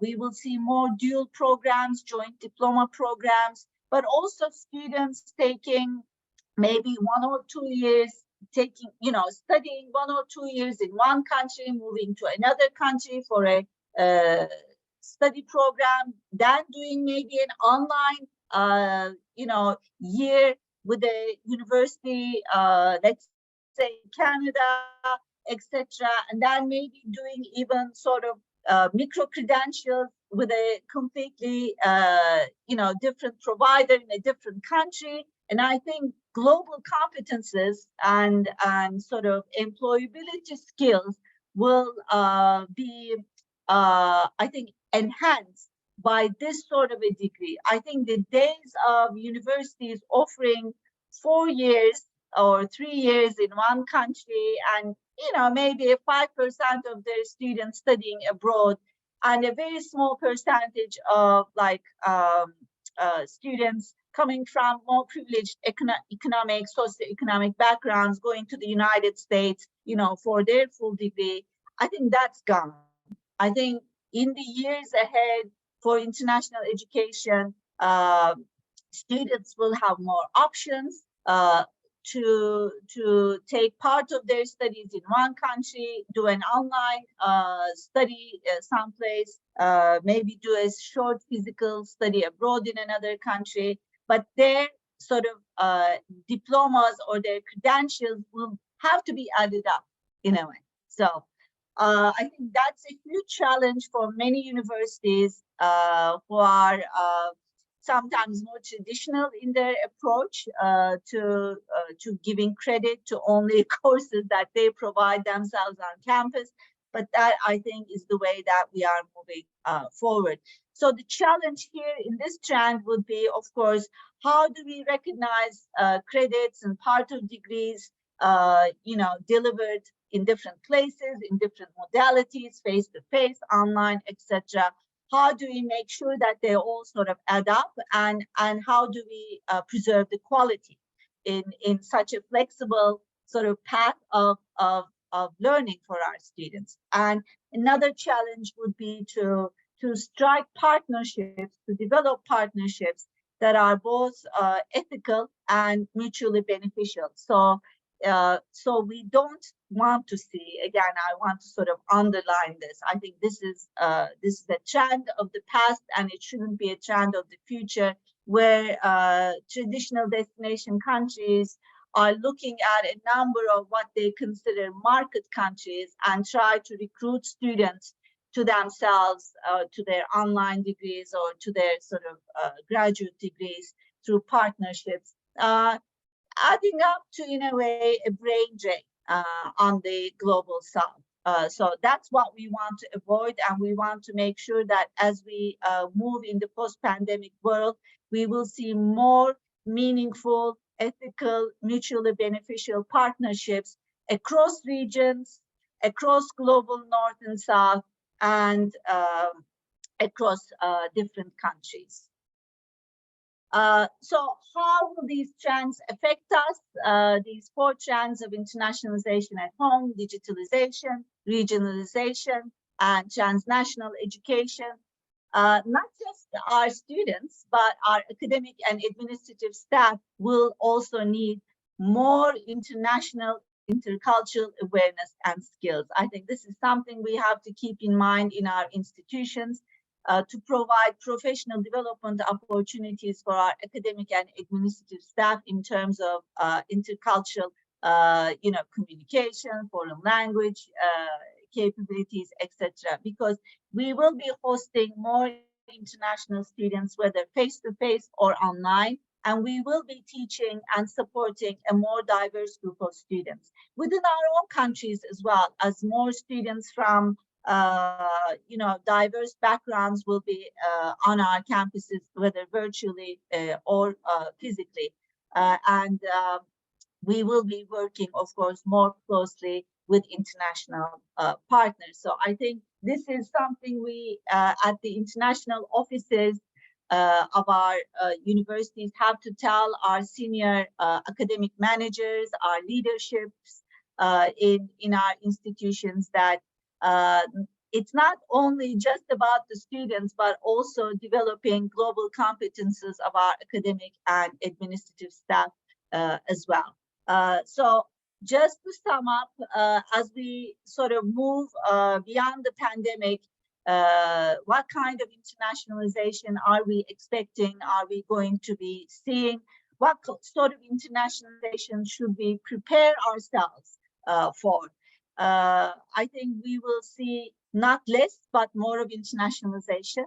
But it will have to be more inclusive. It will have to be more sustainable, and it should have more impact globally and locally. So that's the kind of internationalization we are aiming at, and we should be preparing for.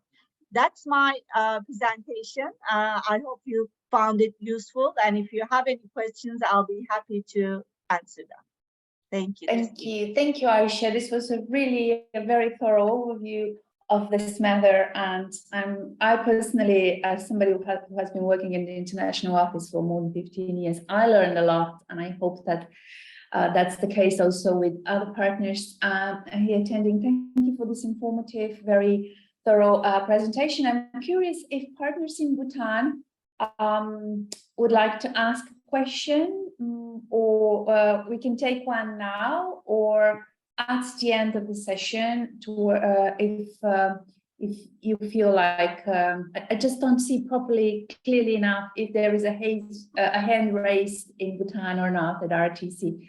Tenzin, can you give me a sign if you guys want to ask a question now, and if there is we can take a question now, or maybe towards the end of this session? What would be better, given the dynamics over there in the room, with all of you sitting? Again, we'd love to be there as well, but towards the end of the session, please. Oh, okay, I saw the note.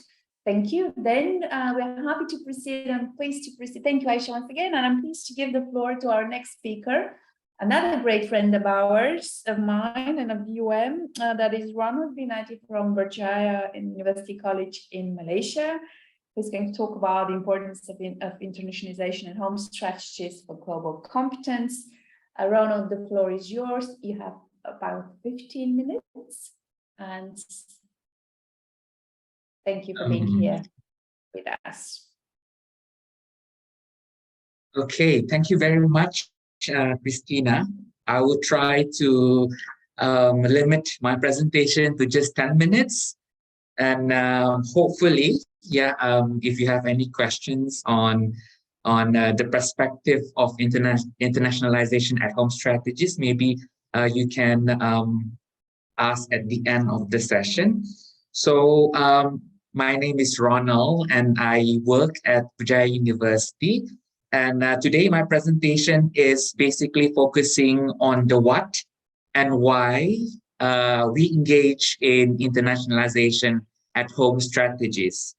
And I believe my colleagues, after my presentation, will cover most probably the question of how you engage in the internationalization at home strategies. I think before this, my colleague Aisha has defined what internationalization and internationalization at home basically means. And also, if you remember in the plenary session, our speaker from Bhutan, Dasho, Niduk Dorji, has mentioned thoroughly what internationalization means for Bhutan and also for Europe in the perspective of Europe from the Professor Bielen and also Adrian.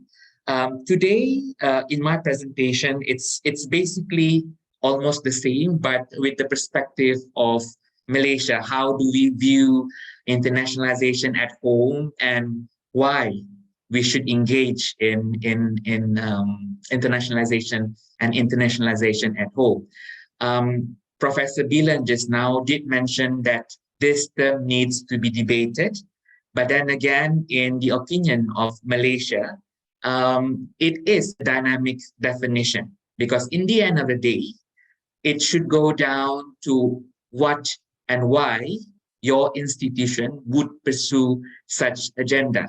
Because in the end of the day, if you are not able to answer the what and why you would want to pursue internationalization, then in the end of the day, you won't be able to purposely integrate all those activities in order for you to maybe fulfill the obligations and also the requirements of internationalization at home.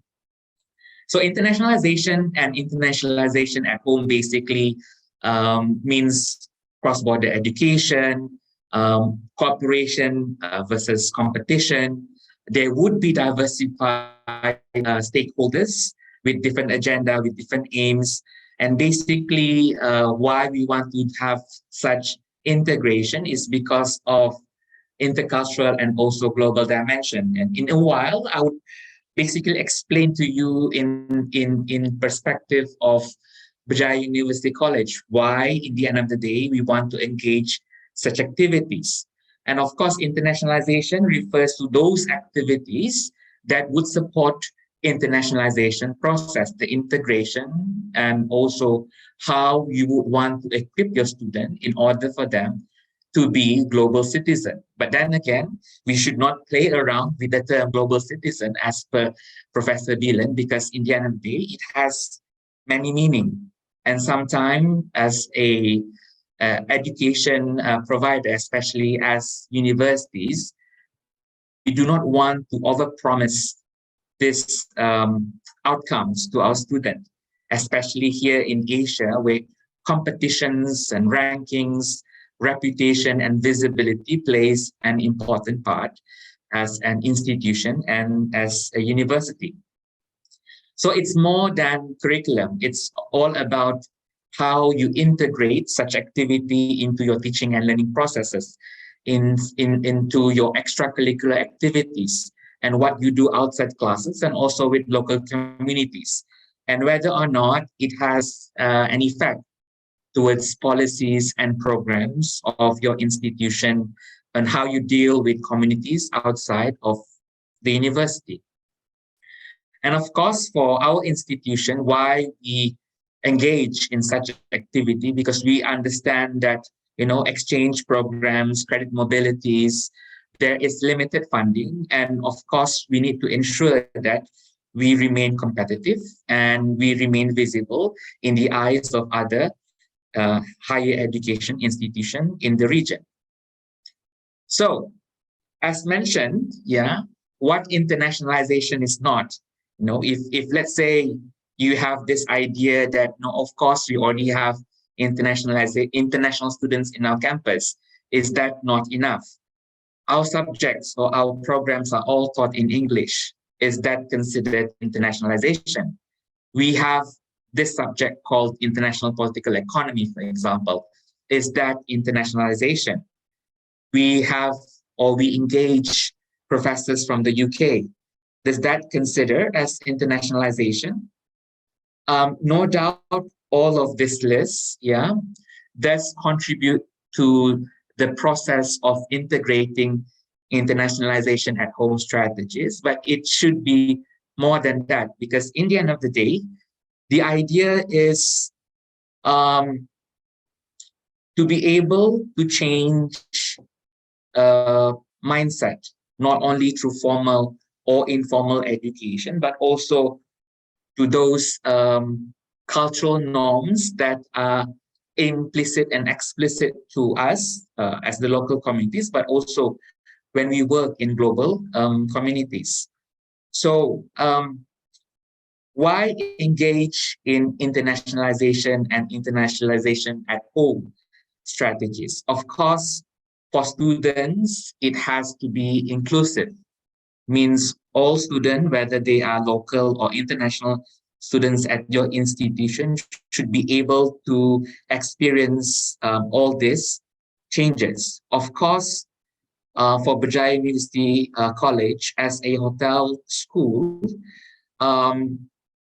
Hospitality, tourism, and events is already a discipline that requires some form of mobility, whether it's in the country, whether it's regional, or whether it's international.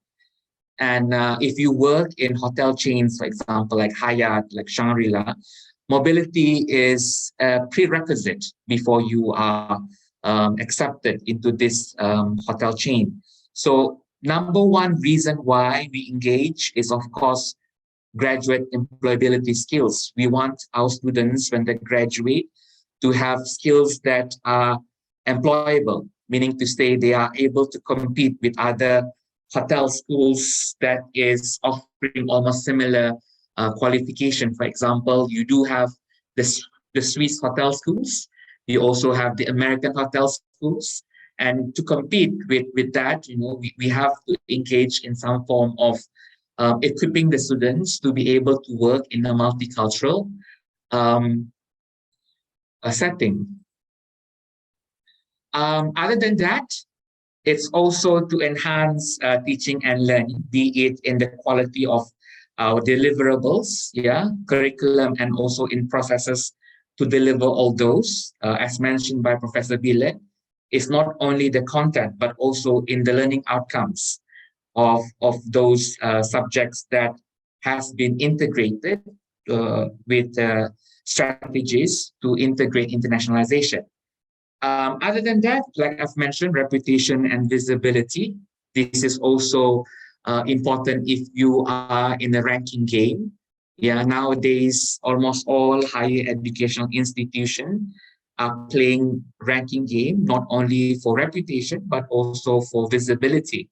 And for Berjaya, because we are a private institution of higher learning, reputation and visibility is the number one attraction, to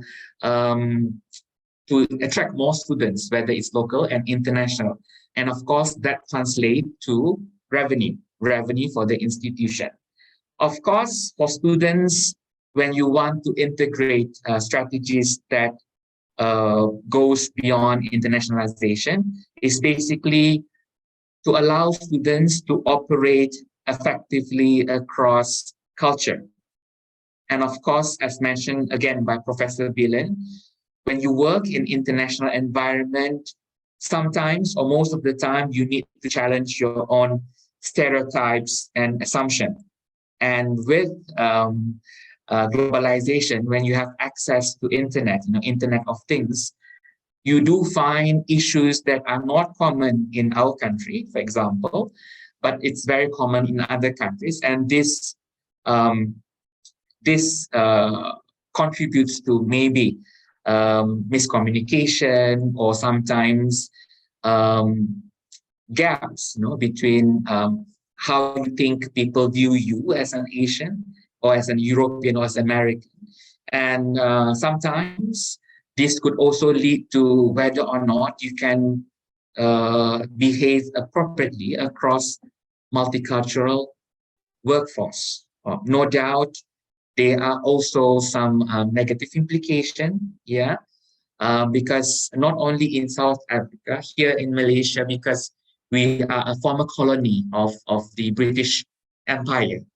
A lot of proponents of internationalization at university level would also face backlash, especially people that wanted freedom in educational institution, especially with the word of decolonizing higher education, especially when we are a former colony of the British Empire. And of course, you wanted more integration of local cultures. But then again, integration would not happen if your staff and faculty members are not aware of what internationalization at home means.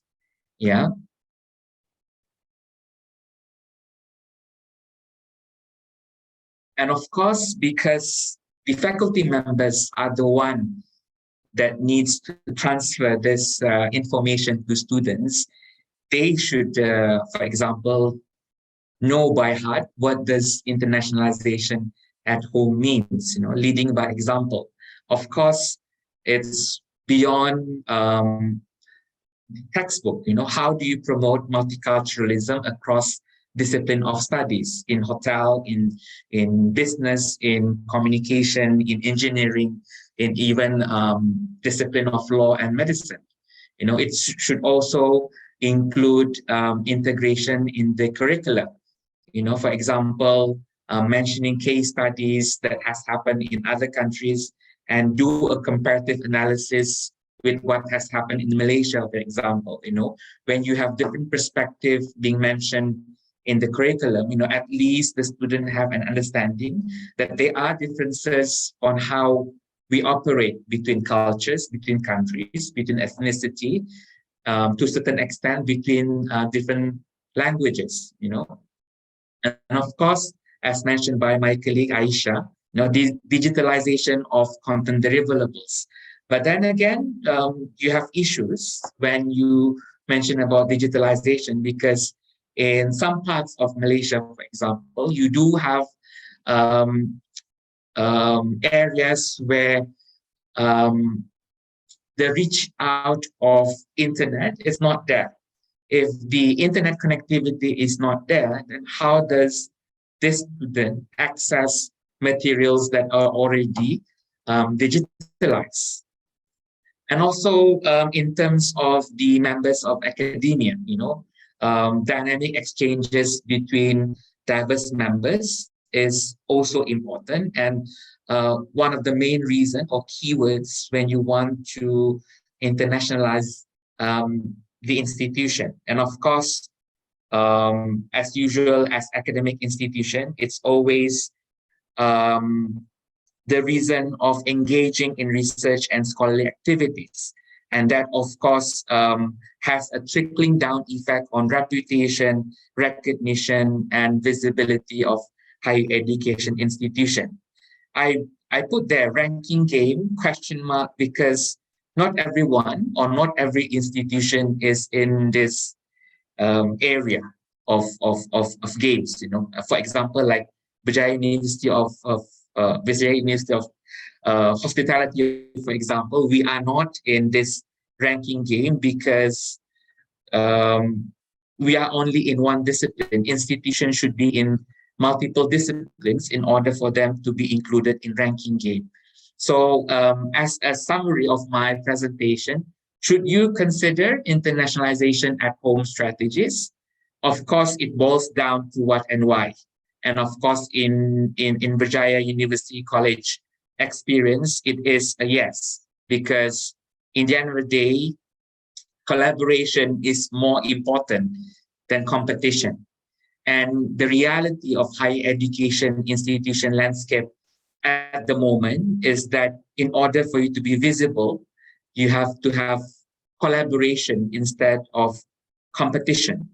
And of course, when we talk about education and role of university, it's all about lifelong learning. So again, I want to put the question back to all colleagues that are present today. What and why internationalization is important to your institution? Yeah, in the end of the day, how you define internationalization and internationalization at home depends on the what and why your institution should be engaging in it. I guess that's all for my presentation today. Thank you very much for your attention. And I open the floor in case you have any question.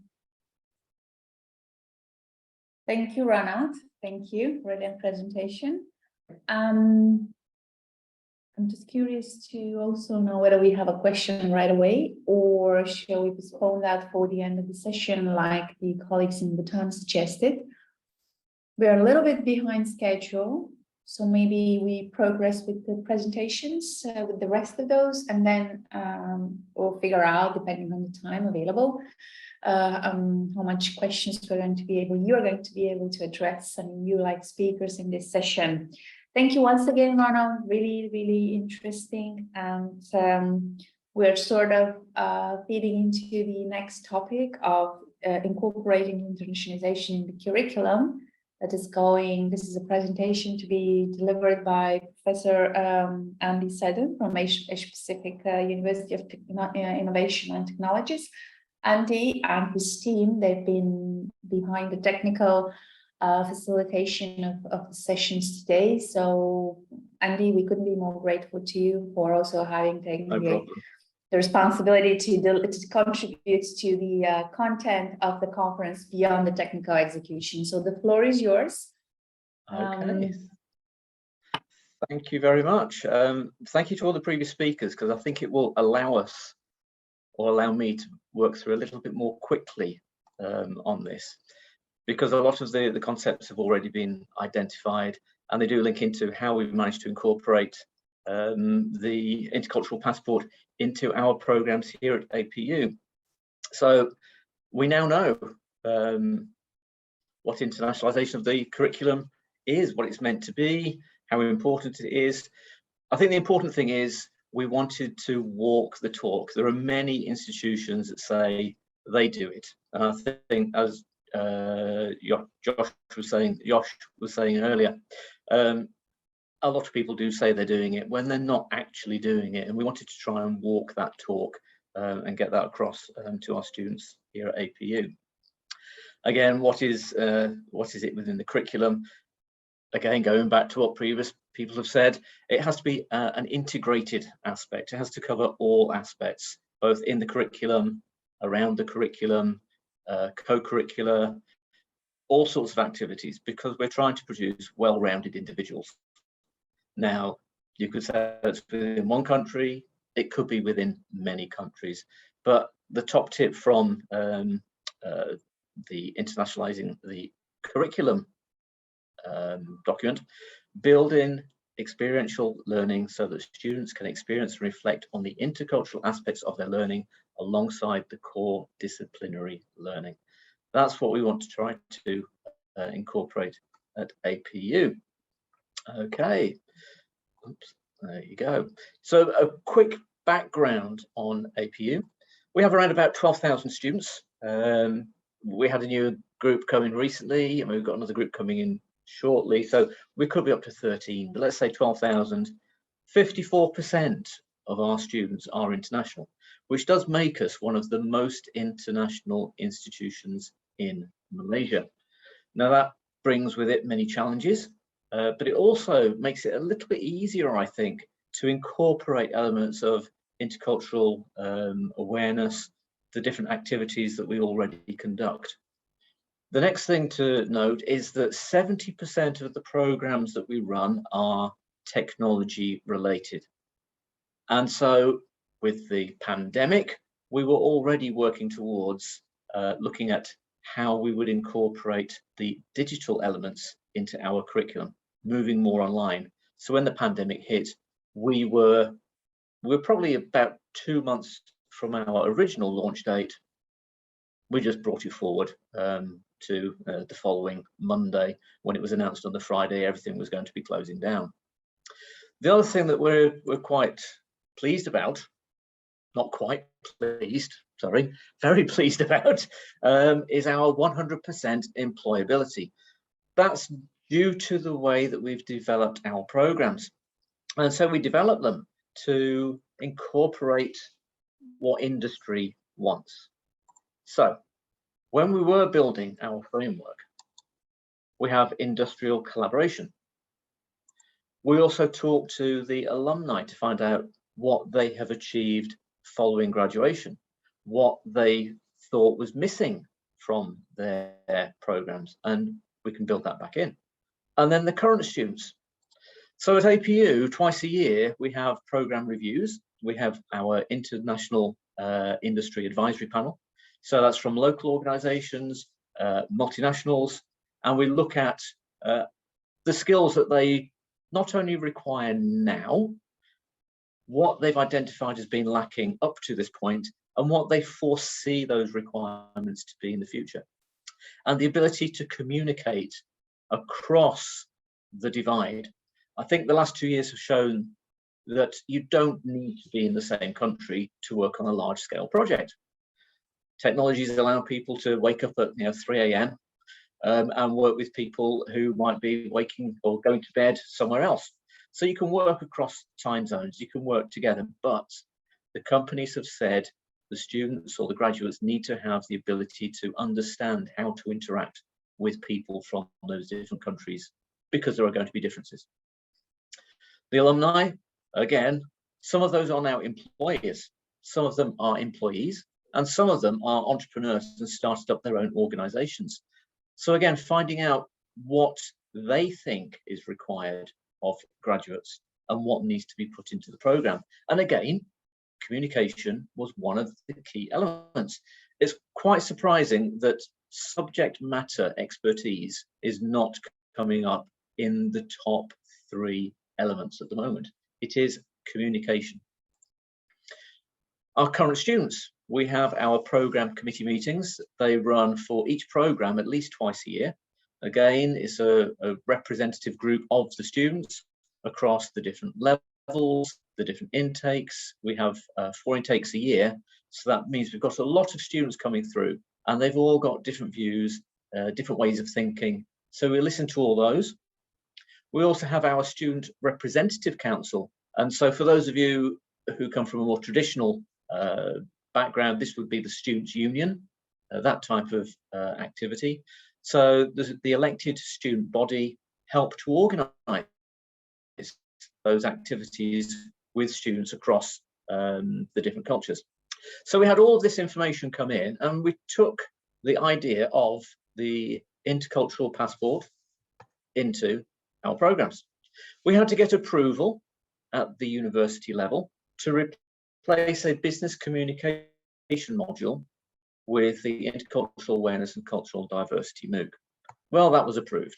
I was able to work with my team. I don't know whether people could still hear me. It just said I had an unstable network connection. I'll pause for a second and let it catch up. I think I'm okay now. So yes, the group, so Swan and Jason, who are either in this session or in the parallel session at the moment, they worked with me to ensure that we could get this approved at the university level. Once we had that approval, we then worked on mapping the learning outcomes to the program outcomes, and more importantly, making sure that it would align with the Malaysian qualifications framework, because we are quite, what's the word? MQA is fairly strict, and you have to adhere to many requirements. So we had to make sure we weren't going to fall foul of any of MQA's requirements. It was accepted. What we decided to do, if you remember, I said 70% of our programs are technology programs.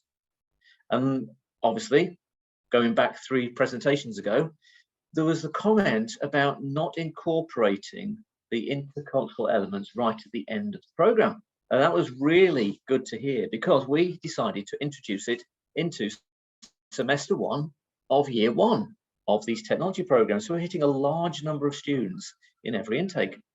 It is available to other students at the moment through an optional module, and that will then be added to their university transcript. We have a number of different ways of promoting activities, at inductions, at progression points, with our partners going in to see the students when we have our external visitors.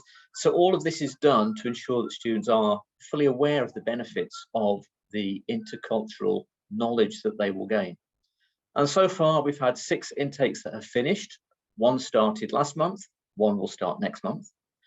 1,092 students have actually gone through the module. 847 students have completed the module so far. 240, because they finished about a month ago, will only be awarded those in November. So later on, about the middle of next month, 240. 520 students started about 5 weeks ago. And as I say, we've got another intake coming in November, and the November intake is one of our biggest. So again, there'll be a large number of students coming through. So this is hitting a lot of students. So we've had a lot of feedback. And what are the hurdles? Well, before we ran the program, and even when we run the program for individual groups of students, okay, I mentioned that they're technology students. So they say, how does this relate to my course? They don't fully understand the need, especially as this is introduced in the first semester of their first year. It's a very different form of learning. Now, okay, a number of students have got used to being taught online, but it has been the equivalent of face-to-face, so lectures being broadcast to students rather than the MOOC approach. So they feel that they need more guidance. I think it's actually identified that students at the moment don't like to read. And I'm sure many of you out there have had the same problem. They don't like to read, so they'll always ask the questions, what about this? How do I do that? All the information is provided in the MOOC. So we've had to teach the students how to learn again. But once they've got to the end of the program, the interesting comments, so the tea house, Christina mentioned the tea house earlier. So our tea house is in the centre court area. They notice that it's in a prominent position, and it makes them aware of the importance of being able to interact regardless of background. They then actually think that the different way of learning is a better way of learning because they can do it at their own pace, are not forced every Monday at 5 o'clock they're doing this, every Wednesday at another time they're doing something. So that was very beneficial to them. The Student Representative Council do arrange lots of multicultural events. A lot of those were online over the pandemic. They're now back on campus, but the students can see that there's lots of opportunities to mix with people from different backgrounds. It certainly spread cultural awareness amongst students, giving them freedom. Now, again, the digital story Christina mentioned earlier, they do find it very useful and they are very creative, some of them. Some of them are very boring, I have to say, but some of them are very creative in the way they demonstrate their learning.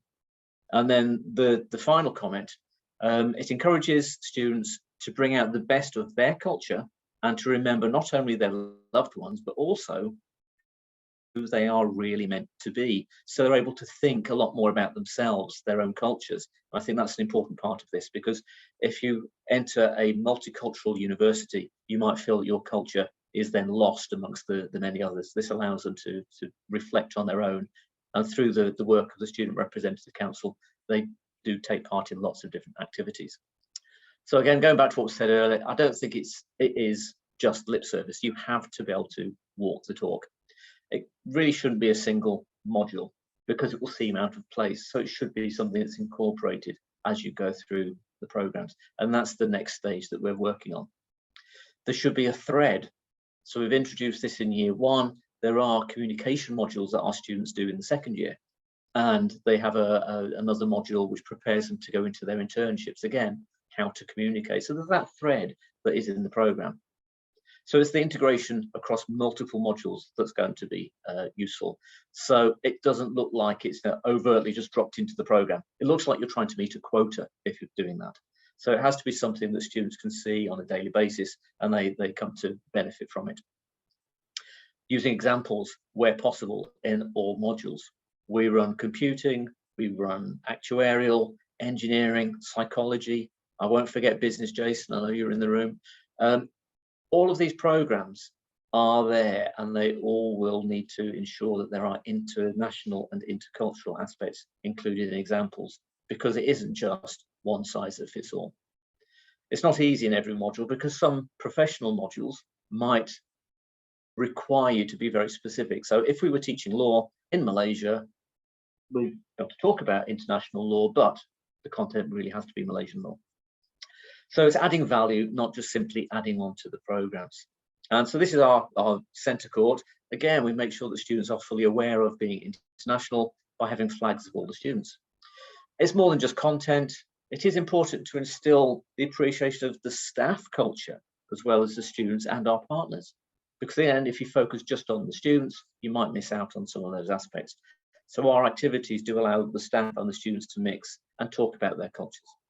We embrace cultural diversity at APU through the activities, and it will allow us to continually review how we develop our international community at APU. Mobility is still important. I think that was something that was mentioned earlier as well. If we just remove mobility, we're going to lose out. Mobility is still going to be important. It's not going to be possible for all students. So where we can bring some of those aspects into the campus, then that will also help the students that can't get out of the campus. One example there, again, Aisha mentioned the Bulgarian boot camp. Those are some of the students. That's a bit too small for me to see which our students are, but I know our students are in there somewhere. So that's really everything that we've done at APU. We found it a very beneficial program. The students have found it beneficial, and I think the management of the university can also see the benefits of these types of activities, and we look forward to doing more of this with other partners. So I've tried to be fairly quick. I forgot to set my timer, so I have no idea how long I took. Sorry about that if I've gone over. Thank you. You can contact us at erasmus@apu.edu.my if you have any questions, because I think we might need to move on a bit more quickly now, mightn't we, Christina? Yes, thank you, Andy. Thank you so much for your Thank you. presentation. And we're actually, thanks to you, almost on time with the agenda. So thank you once again. It was sort of agreed that questions would be asked at the end of the session. So for now, let's proceed with the next presentation. That is dedicated to the topic of globalization of higher education for sustainable development. And this is really an interesting topic, given also the fact that earlier SDGs and the achievement of those was mentioned by Adrian, and in general, given the fact that all European projects, Erasmus Plus projects, should be aligned with the Sustainable Development Agenda. I'm happy to see Professor Alexandra Cugior from Silesian University of Technology. Alexandra, I hope you can hear us, you can see us. The floor is yours. Thank you. I hope Alexandra. One moment, yes, please. Now we can see your slides and we can see you and we can hear you. So go ahead. Welcome, everyone. Greetings from Poland. My name is Alexandra Kuzior. I am the Vice Dean for Cooperation and Development at the Faculty of Organization and Management of the Silesian University of Technology and head of Department of Applied Social Sciences. I have very good memories of my stay in Thailand as part of the Friends project.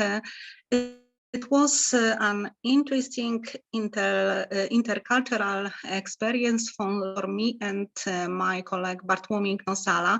I am also glad that I was able to meet some people in Poland, in Zabrze and Gliwice at the Silesian University of Technology. I hope that the Friends project will be the beginning of our cooperation, which will continue in the future. The topic prepared for today's conference is globalization of higher education for sustainable development. I have prepared this topic together with my colleague from the Department of Applied Social Sciences, Dr. Katarzyna Postrzednik-Lotko. I'm sorry, who will be presenting this topic. Katarzyna, please start this presentation. Okay. Thank you. This is a big pleasure for me to take part in this conference today. How Professor Kuzior said, the topic of our presentation is globalization of higher education for sustainable development. So I think I can not move to the next slide. Oh, now. Okay.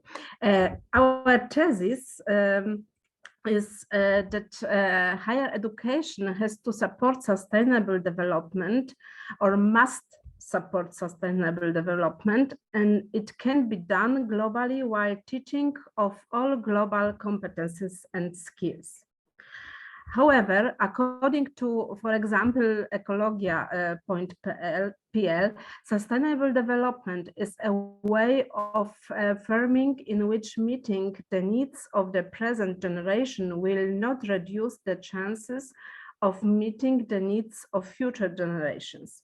In sustainable development, the natural environment is its foundation, the true economy and society's well-being goal. The United Nations, for example, has reached a consensus on the final document of the new sustainable development, which includes 17 goals and 169 tasks. And here we can see the whole list with 70 goals. I think I have to know to read all the goals, but I would like to show for you, for example, the fourth goal is ensuring higher education for all and promoting lifelong learning. It's very important. And on the next slide, you can see also the next goals. But I think regarding our topic, the higher education and sustainable development are the main points for our presentation today. So what is in this topic also globalization, and what are global competences regarding higher education and sustainable development? So global competence is the ability to effectively interact with other people speaking different languages, professing different religions, judged by different values. Global competence means not only the accumulation of knowledge about others, their cultural differences and characteristics. It's also about the ability to establish and maintain interaction with these others, as well as about ethical disposition and readiness to cooperate with others, building bridges instead of walls, building productive relationships with others in an atmosphere of mutual respect for diversity without valuation and prejudice. Why do we need, as society, global competences? Nowadays, the biggest companies are also global companies located in different countries, working in different languages with ongoing growth story to become the worldwide market leader and a unique global network.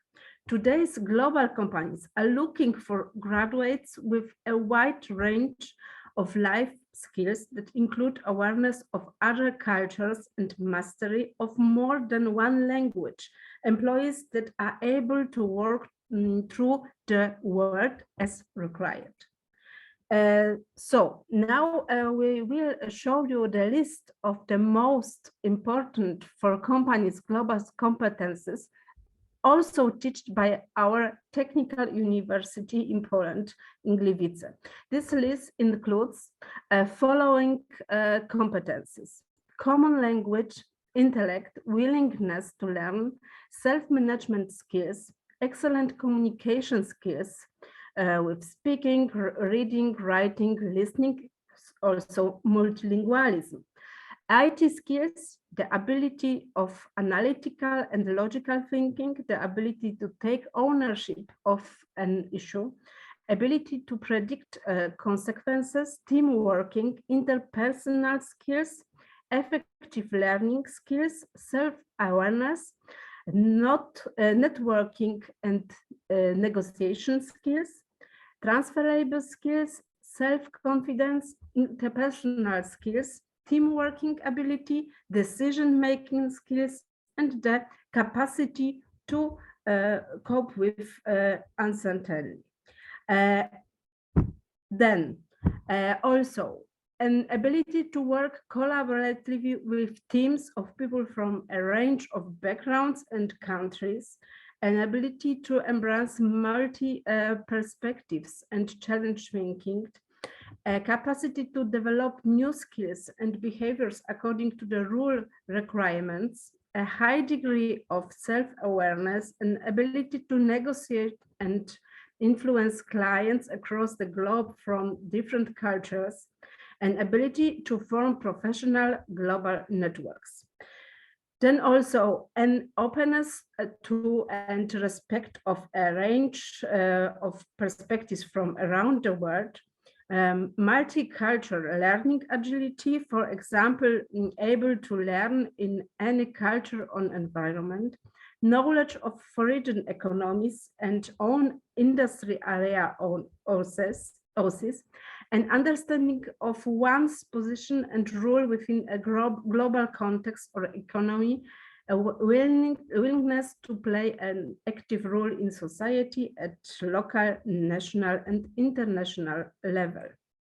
And now our next question is why we teach global competences. Why is so important today?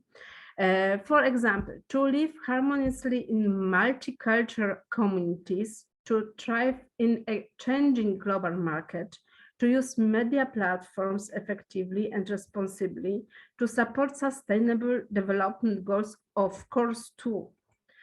And then next question is how make students understand global issues? For example, recognize outside influences on perspectives and world views, understands how to communicate with others in intercultural context, identify and compare different courses of action to address global and intercultural issues.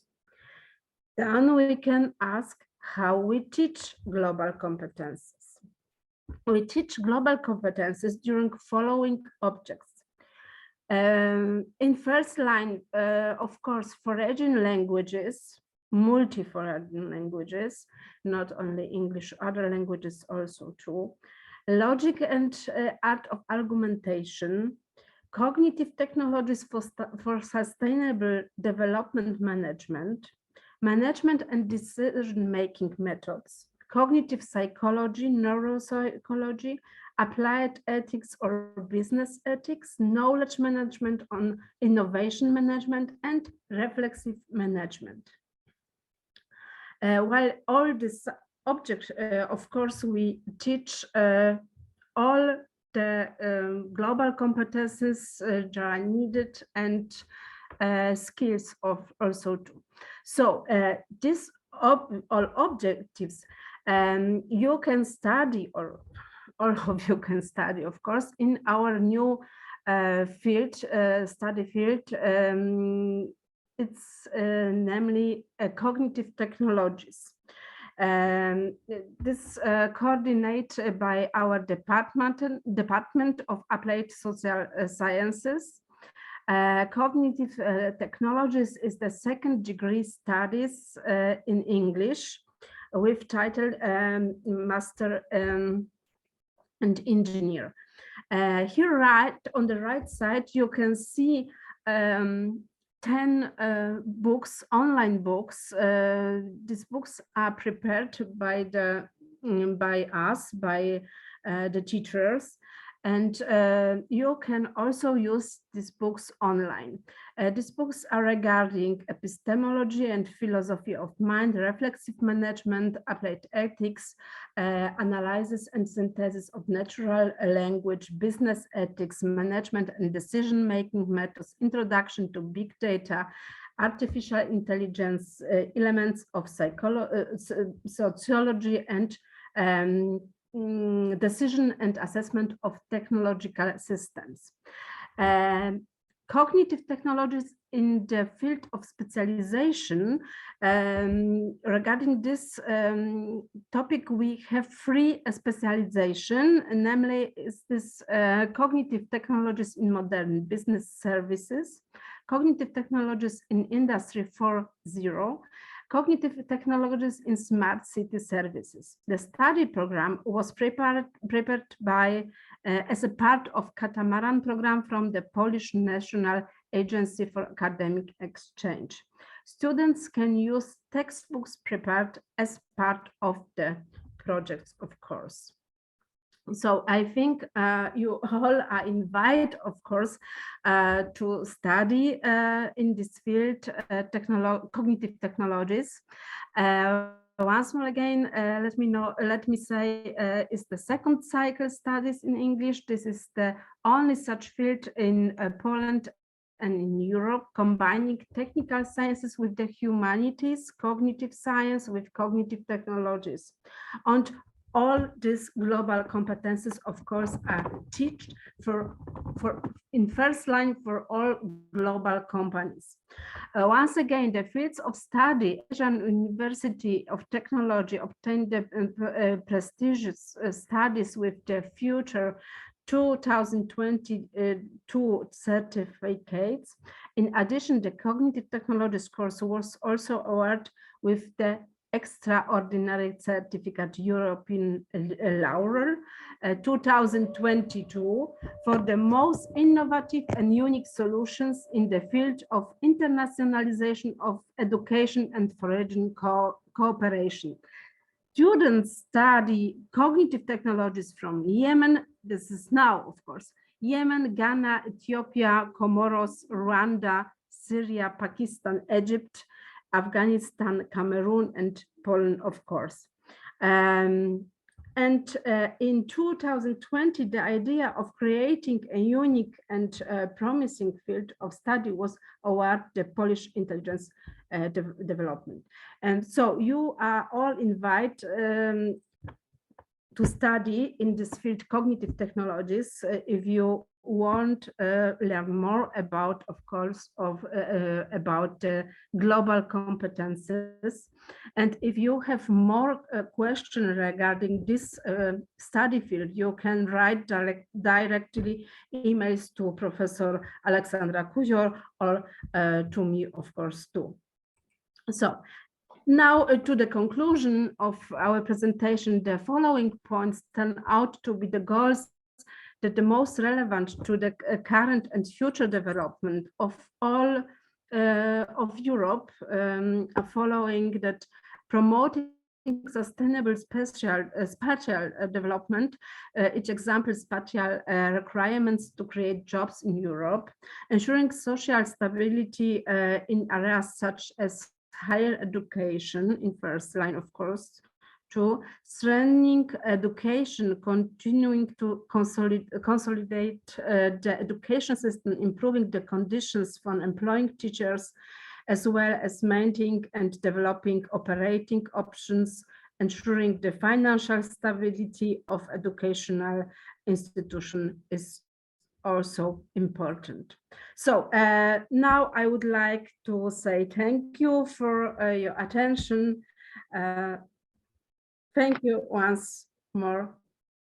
Okay. Thank you, I'd Katarzyna. like to stop the presentation now. Right. Thank you, Katarzyna. Thank you, Alexandra, for your contribution. Thank you so much. Questions from the audience will be eventually addressed at the end of this session if we manage to finish on time, relatively on time. Now let's proceed with the agenda. Proceed further with the agenda. I'm happy to give the floor to György Turi from Budapest Metropolitan University in Hungary to talk about globalization and internationalization in contemporary higher education. György, the floor is yours. I hope you can hear us, and yes, I hope indeed you I have can. the right to share your presentation. This is what I'm trying to do, and my hope is that you can see the opening slide. Please let me know. Can you? Yes, we can, and now we can see the full screen. So this is just wonderful, Christina. Thank you so much, and thanks for putting me on the program. So I'll talk about a specific aspect of contemporary transnational higher education, seen in the context of a global phenomenon that many scholars call de-democratization. I have 20+ slides, but I'm also watching the time, so it won't be longer than it should be, and you have the PowerPoint presentation at your disposal. So instead of the three stories that you can see on the first slide, I just summarize the three stories in a nutshell, in a paragraph. I've been a university professor for more than 20 years, and something happened in my class in the past year and a half, and never before. And that gave me the initial impetus to look into this issue.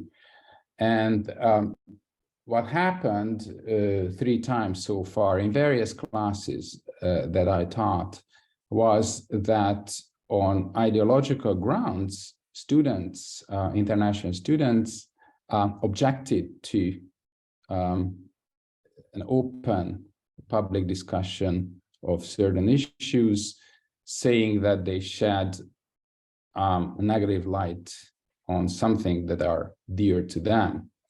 I'll make the whole thing clear as we proceed. So, and I was shocked because it happened in a classroom, and in the university context, I think what is among the top priorities is open debate among the participants, be they students or professors or invited lecturers, and so on and so forth. So open, unrestricted intellectual debate for me is really the tone of university education. And that is one of the reasons I was happy to hear some of the comments, questions, and also, presenters in this conference touching upon issues like values in higher education.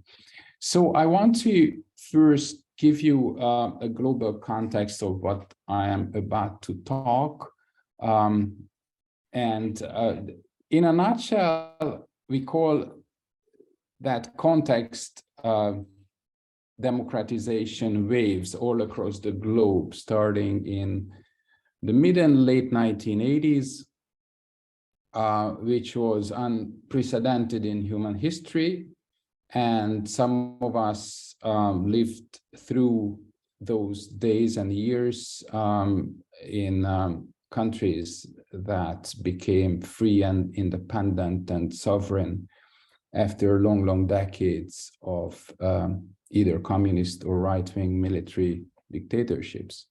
So the major examples that would come to mind for most people here in this audience as well is, of course, the Soviet bloc, Eastern Central Europe, and there are people in this group from Poland, Bulgaria, and Hungary that can speak from personal experience. Also South America, usually right-wing military dictatorships came to an end in the mid and late 1980s. Argentina, Brazil, Chile, and Paraguay, many other countries. And South Africa also became a democratic country starting from the mid-1990s, the horrible apartheid system coming to an end in 1994. So that's what was going on around 30 years ago. And of course, higher education played its part in this. Again, many of us can speak of, or based on personal experience, how the possibility of, studying abroad opened our eyes and widened our intellectual horizon. And, we are in an Erasmus program, so it is just appropriate to mention that it was, and, ever since has been a flagship program in that respect, and it started 35 years ago. Again, I don't think it's a coincidence. It really nicely fits into that global context that I was trying to kind of summarize very, very shortly. Student mobility. If you take a look at this chart, you'll see that around 1990, it was fewer than 2 million students, globally, that took part in these exchange programs. And then 15 years later, it went up to around 5 million students. So So that's a dramatic increase in terms of the global mobility of international students and faculty and staff as well, I must add. We could witness a shifting of student mobility from this unidirectional flow to a multi-directional movement. And many of the presenters pointed out something which I hold absolutely true, that it really is multi-directional. I learned so much from our Asian partners that I can't really start listing the things that I personally experienced or experienced by talking to you and being in the same project. So it's been extraordinarily useful and beneficial. It's very two-way process. The next slide shows something which is very much related to the previous slide, but from slightly different viewpoint, which we don't very often tend to talk about or even keep in mind, that this global student mobility slowed down, I mean, very visibly starting 2011, 2012. Let's not forget the global recession starting in 2008. And as we speak in 2022, it is around 5 million students. It really has not gone up. And then I mentioned that the democratization process, something else started to take shape in the early 2000s, around 2005, 2006, so slightly before the global recession, which is de-democratization. If you take a look at the most recent Freedom House report on global freedom, you will be shocked to read, or I am shocked to read, that for almost 20 consecutive years, Global Freedom Index is not doing really well, to say the least. And also in bold, you can see that out of the roughly 8 billion people living on planet Earth, it's only 20%, which is 1.5, 1.6 billion people that live in free countries. All the others live in partly free or not free countries. So this is a de-democratization process, which is not region-specific, which is not country-specific. It is extremely important to stress. It's a global phenomenon about which many of us, I think, are not happy. You can see related numbers broken down into, into years starting with 2005, which was up until now, the last year in which the number of countries in which these indices improved was bigger than the number of countries in which they declined. And this process has been going on for, as I said, close to 20 years by now. The latest data show that the last year it was 25 versus 60 countries. In 60 countries, it declined. And we all know that there are around 200 countries, give or take 2 or 3 in the world. So in 1/3 of them, in 30% of them, it declined, which is not great. So I want to look at transnational higher education in this context. Truth to be told, political science, educational science, social sciences in general, they're not hard sciences. So we don't have a definition of democracy or democratic values that would be accepted by everyone. There are some minimalist views, maximalist views, and the pragmatic approach that you can see in this slide, meaning free and fair elections complemented by some necessary preconditions. And those preconditions are as important as the elections themselves. And in many, many, many countries in the world, they are not doing well. So more specifically, I want to look at this, what I call the transnational space in global higher education, which takes place in this context. And even more specifically, I want to look at a special student mobility program type, which will come up very soon in the next slide. Because so far, we have had the three listed models in terms of sponsorship, self-sponsored, meaning the students themselves, or more often than not, the parents, the family sponsor the study abroad experience. And then is third-party grants and host institutions, right? What is relatively new, and there's very little literature, even in English, on this fourth type, which is the main focus of my current research, is state-sponsored mobility for two purposes: development and legitimation / stability of partly or non-democratic countries. Once again, let me remind everybody that most countries on planet Earth belong to that category. So that's, a very sizable number of countries. If I had more time, I would go into details. I know I'm at 12 minutes, so I'll keep it short and finish my presentation in 3 or 4 minutes. I focused on two post-socialist countries. One of them is a huge, big country, Kazakhstan, and the other one is my own country, which is not that huge, because they have such programs. And here you can see the research questions. Here I'm referencing the work of this excellent colleague, Sordi. And if you take a look at the programs, especially the second one, which is very short and easy to understand, the question is if study abroad programs or the very process of internationalization can contribute to regime stability.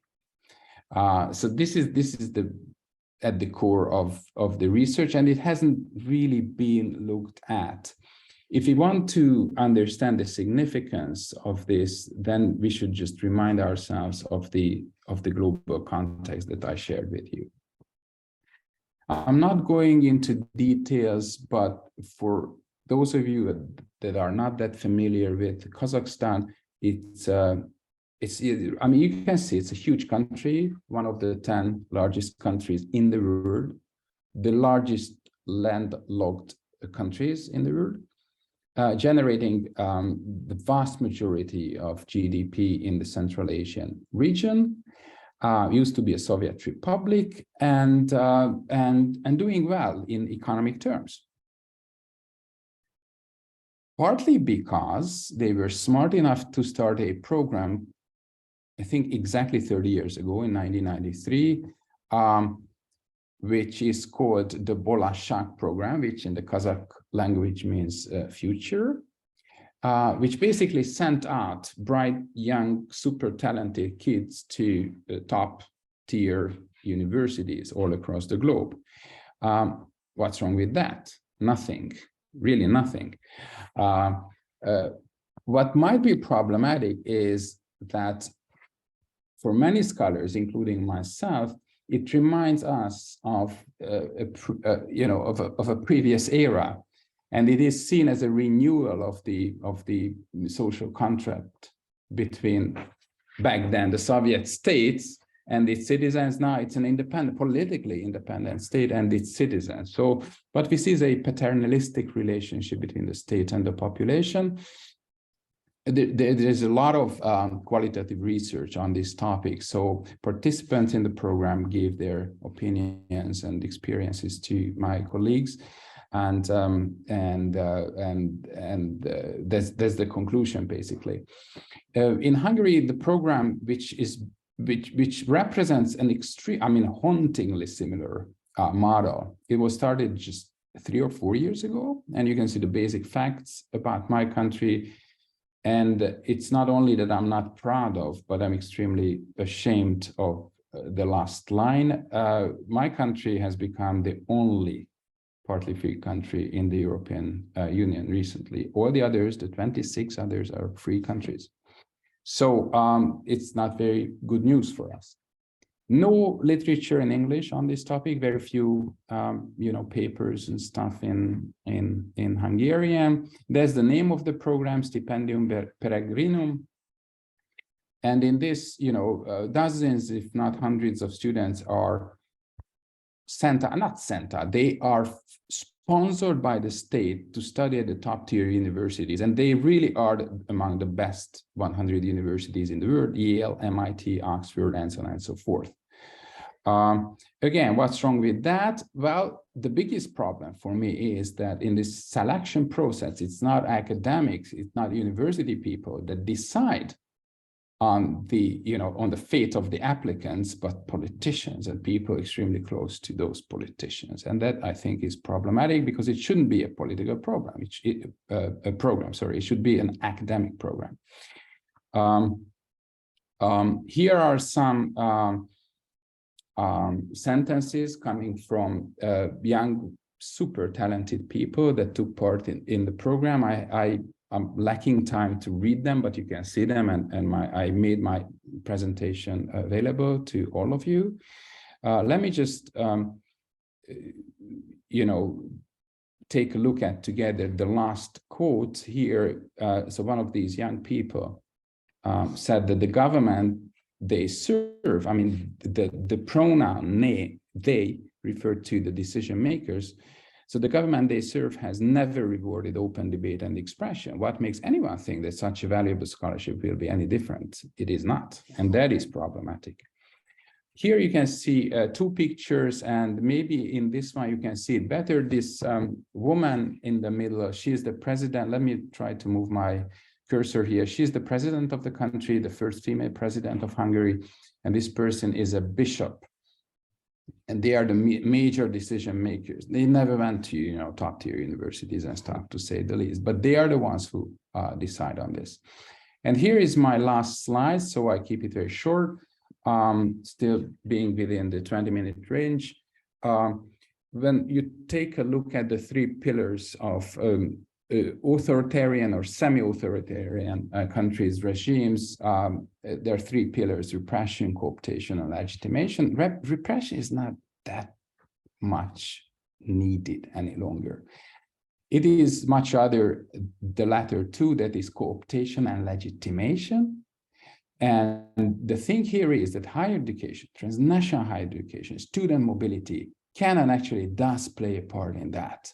That is the conclusion. And if you read the very last paragraph here, it might be eye-opening to many of us here, because instead of these regimes and governments being constrained by the territorial boundaries, which has been the case for hundreds of years, the socio-political space where patriotism and patrimonialism can be utilized has been expanded beyond the nation, beyond the national borders. And this is where I get back to the beginning of my presentation, where I talked about this transnational space that is being, formed via and by this process. So that's the end of my presentation, and I want to thank you so much for the attention. And I'm very open to questions, either now in person or via email. So thank you once again. Thank you, Yuri. Thank you so much. Thank you so much. I'm sure questions will be asked towards the end. I don't have a question at this point, but I have a comment. I think Aisha can eventually say whether I'm wrong or right, but I think Turkey had a similar program sponsored by the government also already in the 80s, I think, when very many bright, smart young people were sent abroad. I know some of your prime ministers were later graduates of this program, if I'm not mistaken. So let's move forward with the agenda. We're going to change the tone and the scope of and the focus very rapidly, because now we're going to talk about, or actually Greg from Kolpita from the Silesian University of Technology is going to talk about the European Universities Initiative, which is one of the flagship initiatives of the Erasmus Plus program, currently, and for each and every university that is a member of such consortium, obviously Salesian University of Technology it is an honor to be a part of such consortium and a huge achievement to get selected and approved. So, Craig, we're really very curious to hear about this initiatives and implementation at your university. The floor is yours. I hope you can hear us. I'm not sure whether I can see you. Yes, I can see you. Craig, the floor is yours. Thank you very much. I'm very glad to be here. Welcome everyone, especially friends from Cambodia. We dreamed to be there with you today, but we know the world is changing and always, and it was not possible to visit you in person. So it's nice to meet you virtually. So I'd like to say a few words about European Universities Initiative, which is the idea of European Commission, how to create and how to develop the higher education in Europe. First idea was presented by French President Emmanuel Macron in September 2017, and it was the idea to create a network of universities which will be the consortia of best or chosen high quality universities in Europe. And the final goal or the dream of the Commission is to support 60 such universities, which will involve more than 500 higher education institutions by the mid of 2024, which means that it's still about not 2 years maybe. And Commission started 3 and now 4 calls for this reason, and the first call was in 2019. It is all financed by Erasmus Plus program, by the way. And in this first call, 17 European universities were created. Next year, this was the second call, and another 24 European universities were created. And then after 2 years, third call this year gave a chance to continue for the existing universities from the first call, and also to create new. And out of these 17 first initial universities, 16 decided to continue, 1 decided to dissolve and resign from the financing, and these 16 got the financing and are already starting the new part of the new project for the next 4 years. And another 4 were formed, and this year, at the beginning of the next year, in the January probably, we'll have another call when the 24 universities from the second call will be able to apply for continued financing of them. And right now, the European universities in numbers, so we have 44 alliances and more than 340 higher educational institutions, and many money invested in this idea. And now I'd like to tell you about our consortium, which is one of these 44, and we were chosen in the second call. So we started in 2020, and this name of this consortium is Eureka Pro, which is the abbreviation for European University on Responsible Consumption and Production. And here at the bottom of the slide, you can see 7 universities which were proposed in the first call, and which created the alliance, which prepared the proposal and initially created this European university. And we, as the Eureka Pro, decided to focus on the 12 sustainable development goal of the European Commission, which is responsible consumption and production. Of course, it is very important and vivid problem and issue, and it is very it needs a lot of work to change the world, to put more effort and to build awareness on how important it is to responsibly consume and product. Here you can see our consortium like it is now. So since 2 years we extended. First we extended by Danish University of Hasselt, and right now we are extending for another one, University of Lorraine. So you can see on the map that there are right now 9 universities covering all of the Europe, except of northern part of the Europe, and this is another region we are looking for partners, and we will probably extend by another one partner from Northern Europe. These 7 originating and right now 9 universities have around 120,000 students together. The numbers are not including the University of Lorraine because it's not formally yet. So without this Lorraine, we have around 120,000 students, 18,000 staff, and 17 departments in the meaning of the faculties.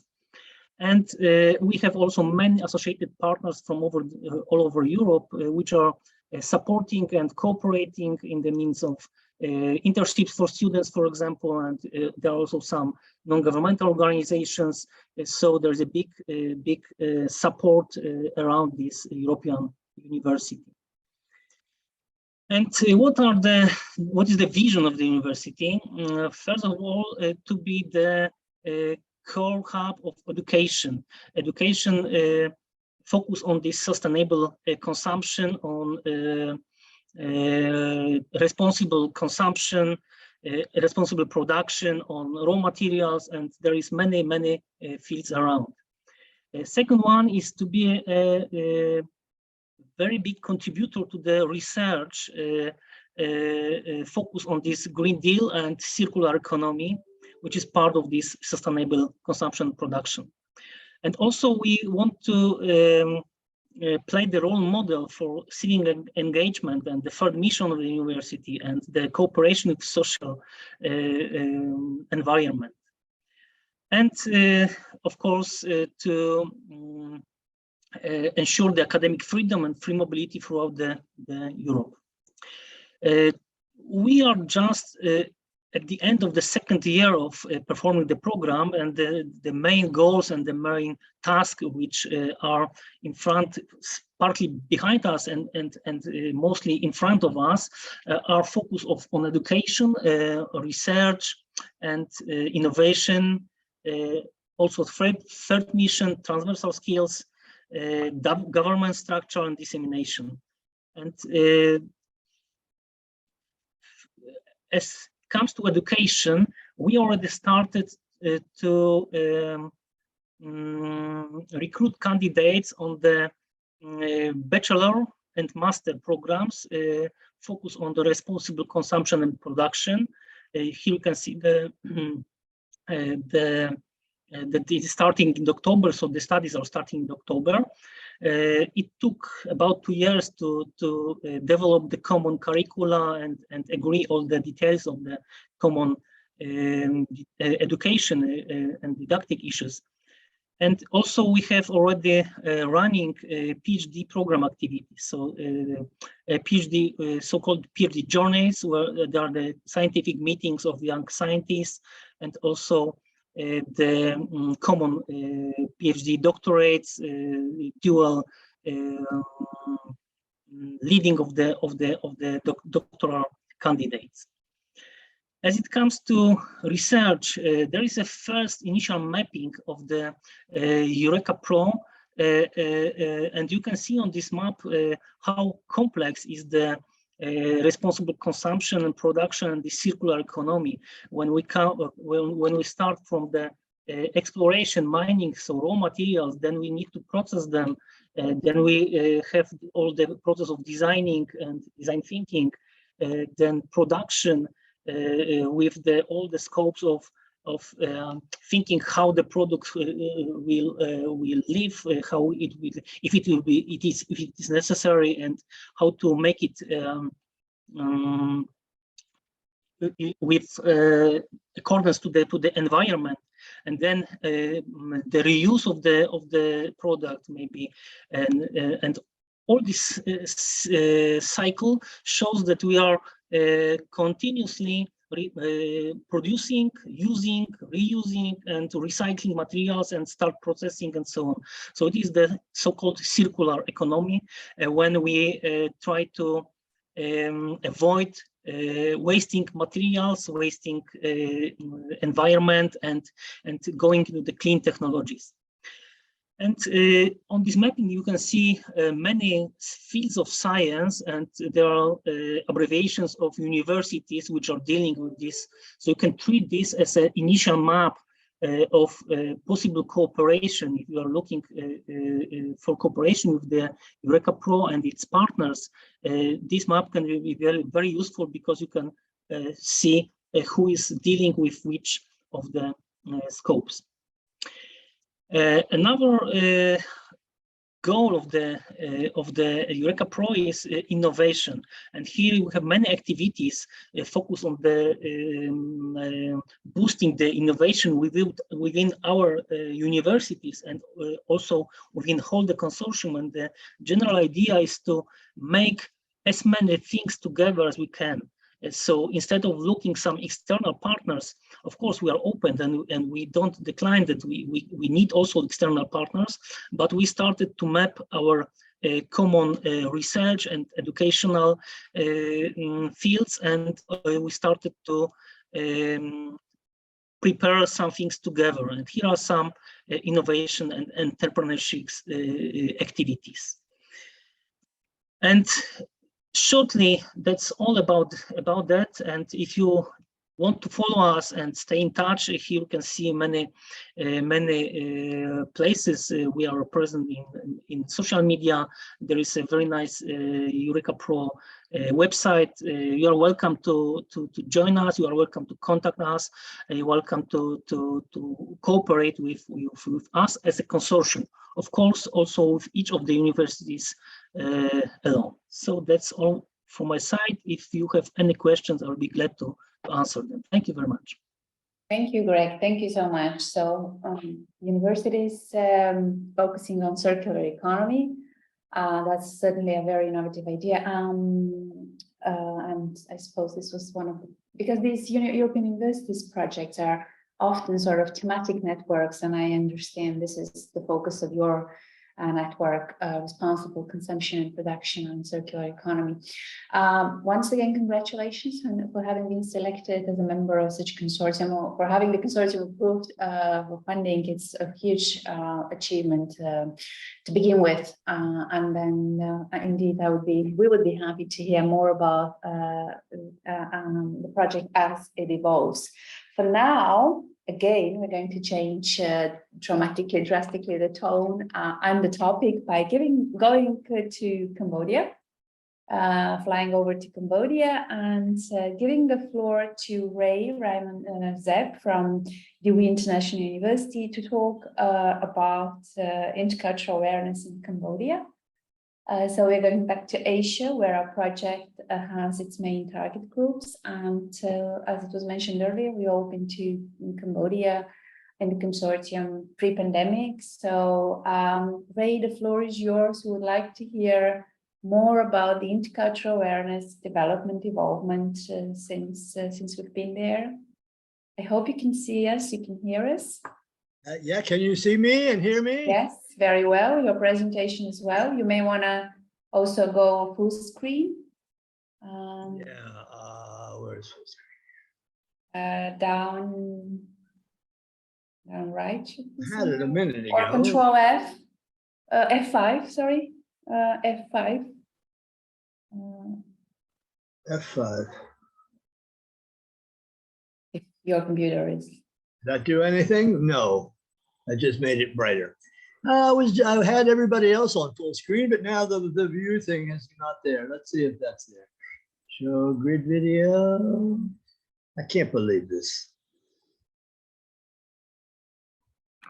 let me stop the share, go to view, go to full screen, and now go back to share.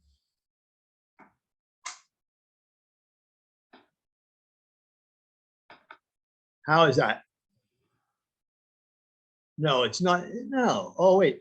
Let's see slideshow. Yep. Where is slideshow?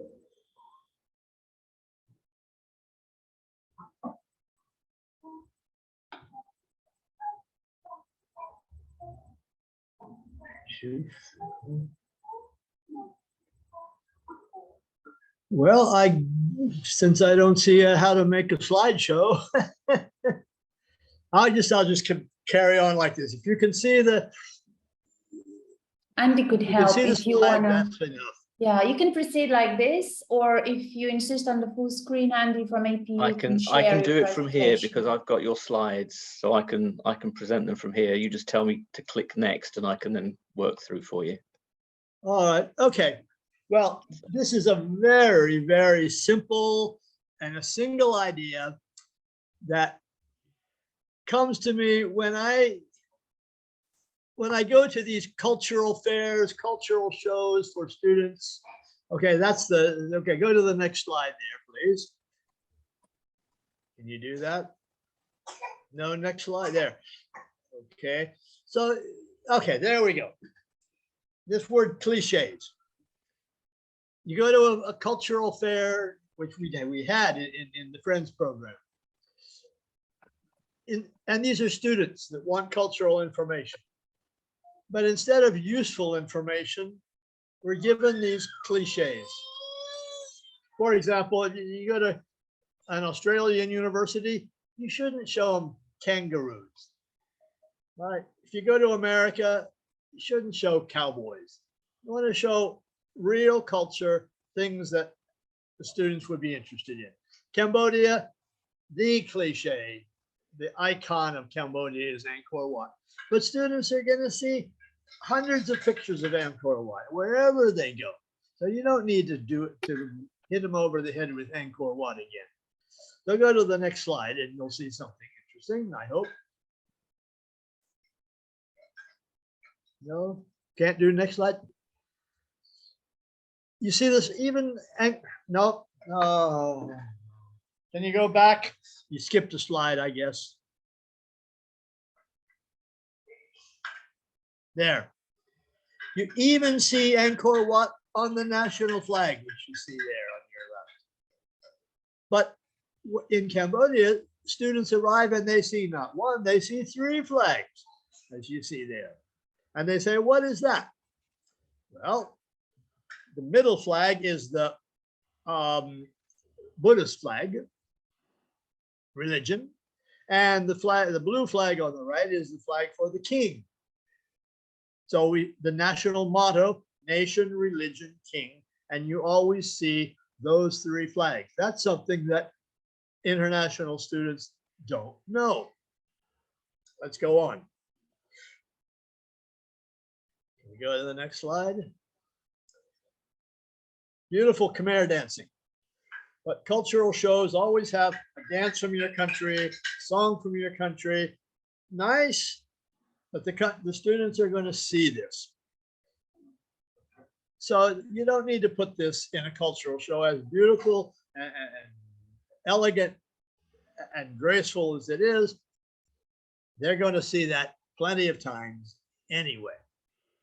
So let's start to see what kind of things I would show to students in a cultural show. Next. How to greet someone in Cambodia. Say a new student comes in, he doesn't know how to greet someone. He probably goes and shakes their hand. But shaking a hand is not really common. It's more the sampeo. And here are some other things you should do that a student should learn. You don't pat children on the head. You don't point at people. And especially you don't point your feet at people when you're sitting down. Men normally don't shake hands, but that's becoming more and more westernized, but probably not with women. I would not offer a handshake to a woman in Cambodia. The Sampaya sign is in Cambodia. In Thailand, it's the Y sign, Namaste sign. You use it for hello, you use it for goodbye, and you use it for thank you. That's something that students should learn when they come to Cambodia. Next slide. There are monks. Cambodia is a Buddhist country. Everywhere you go, there are monks. A student coming to Cambodia must learn how to show respect for the monks. For example, this happened to me. I was walking down the street with a monk and he told me, please remove your hat. You shouldn't wear a hat in the presence of a monk. And this is the biggest one. A woman must not touch monk. I saw a woman do this once and oh, it raised holy hell. When you make the Sampaya sign to the monk, they do not do it in return as other people do. And you shouldn't sit in a higher position from a monk.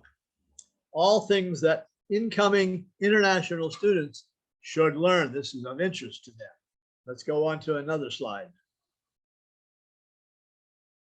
What do you eat? Students come to Cambodia, they see all these exotic foods. What is this they're eating? Well, very common, and actually my favorite is eel, antong, in the local Khmer language. And more, there's a lot of buffalo meat, buffalo jerky, tough, you chew on it. But it's quite delicious and actually more nutritious than beef, they say. Let's see some more foods. They eat bee larvae in the hive. You can see the little white larvae in there. This is a delicacy. And crickets, chonglet. You can see thousands of them everywhere you go. It's a snack, actually. You just, while you're drinking a glass of beer, you're munching on a cricket or two. Very common. And it says, or even one more, next one, tarantulas. People eat these, they grow them, opping. They eat these tarantulas.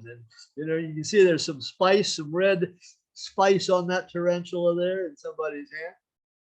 So food, students need to know food, and this is a cultural meme for Cambodia. Let's go on. Students need transportation.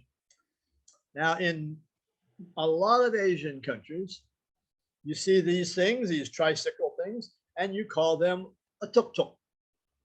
But in Cambodia, that is not a tuk-tuk, and students need to know that. They're going to call a tuk-tuk and they're going to get something else.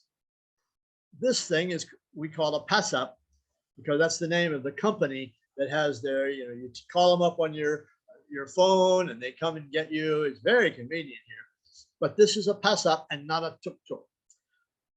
The next slide is what a tuk-tuk is. That's a tuk-tuk. Motorcycle with this remote wagon on the back. It's a little more expensive, but you can see you can get more people in it. And so students often opt for this kind of tuk-tuk because they can get more students driving around. I think that's most of it. Let's see what else we have here, if there's anything else. Next one. These are cultural memes. They're not the usual cliches about Cambodia.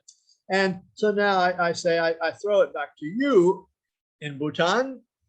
If you're showing students about Bhutan, there are some cliches about Bhutan. Avoid those. Show things that students need to know, useful memes rather than cliches. All right, I think that's about it. Is there one more slide? No, that's the last one. Nope, that's the last one. So thank you everyone for staying around late in the afternoon here. Thank you. Thank you, Ray. Actually, thank you so much. It's great that you ended up your presentation with a question towards the audience in Bhutan. Lekki, Tanzine, if you can hear us, can you reflect on Ray's question about cultural stereotypes regarding Bhutan? Sorry, there's noise in my room here. My baby. My baby is crying. I'm not sure, colleagues in Bhutan, can you hear us? Are you still keeping up with us? So are you around? Yes, I can hear you. So I can see you, not hear you.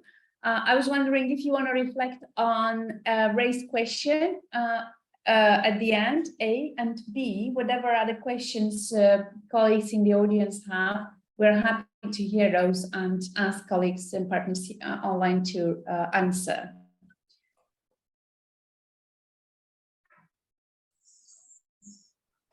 Tanzine, Lekki, can we hear you? I think they're in the other session. But,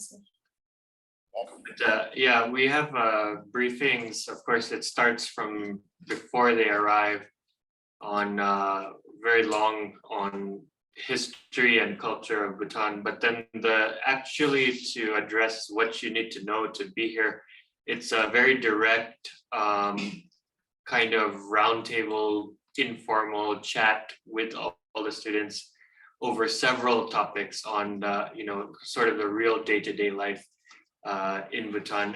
And in many cases, we involve fellow students, as well as if there happen to be international students or international staff that had been here beforehand and are still here, then they join in as well to provide perspective on what they thought before and what they thought right when they arrive and what they really learned after being here for several months. So that's where we have that continuity of kind of the real world learning on the ground situation on what you really need to know about intercultural life and communication when you're actually there.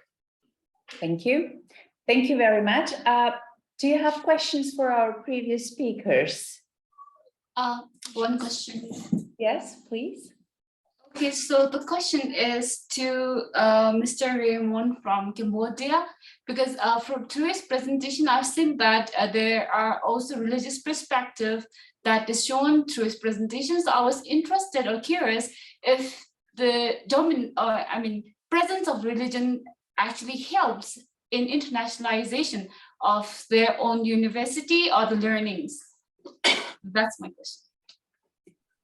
Ray, that was a question for you, if I got that right. I'm not sure I understand. How do we teach internationalization about religions in general?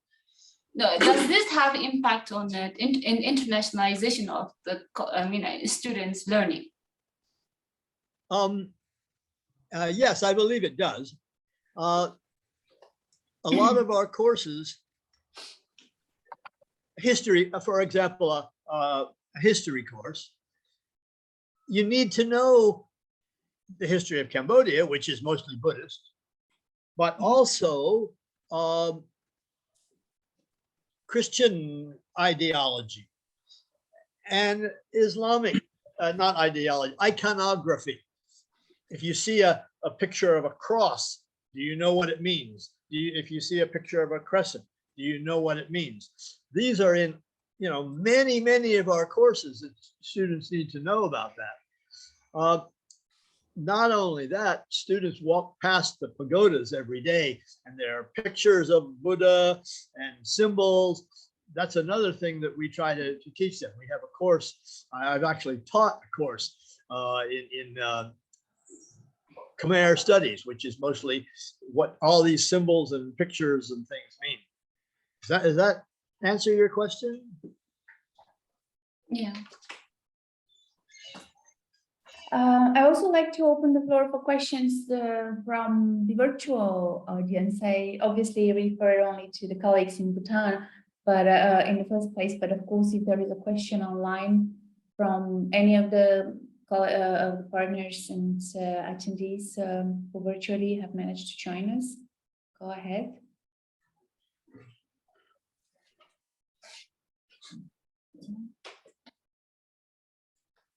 In the meantime, I'll go ahead.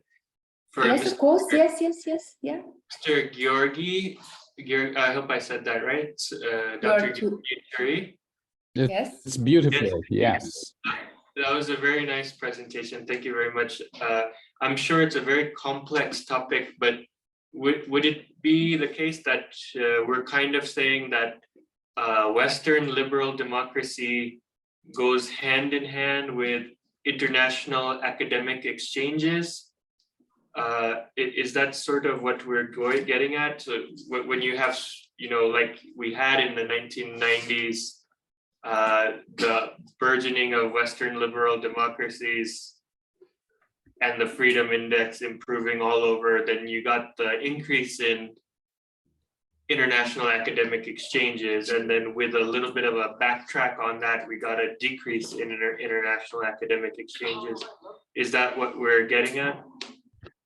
Well, yes and no. I do think that, international student mobility, faculty mobility, staff mobility contributed to the building up of democratic societies in various regions of the world.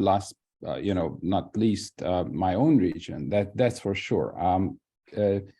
The process that we've been witnessing for close to 20 years by now is somewhat different and less optimistic, because it means that authoritarian or semi-authoritarian countries or regimes all around the globe, and once again, they form the vast majority of countries in the world. So I'm not talking about a minority group of countries.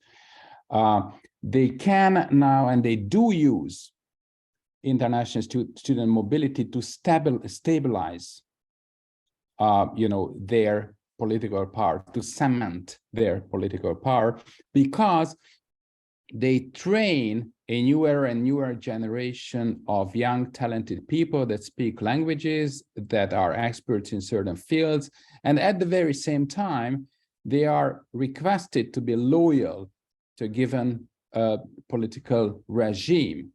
Some choose to do so, some others don't. So, that's yet another aspect of the story. What if somebody says no to these offers, which does happen actually quite often.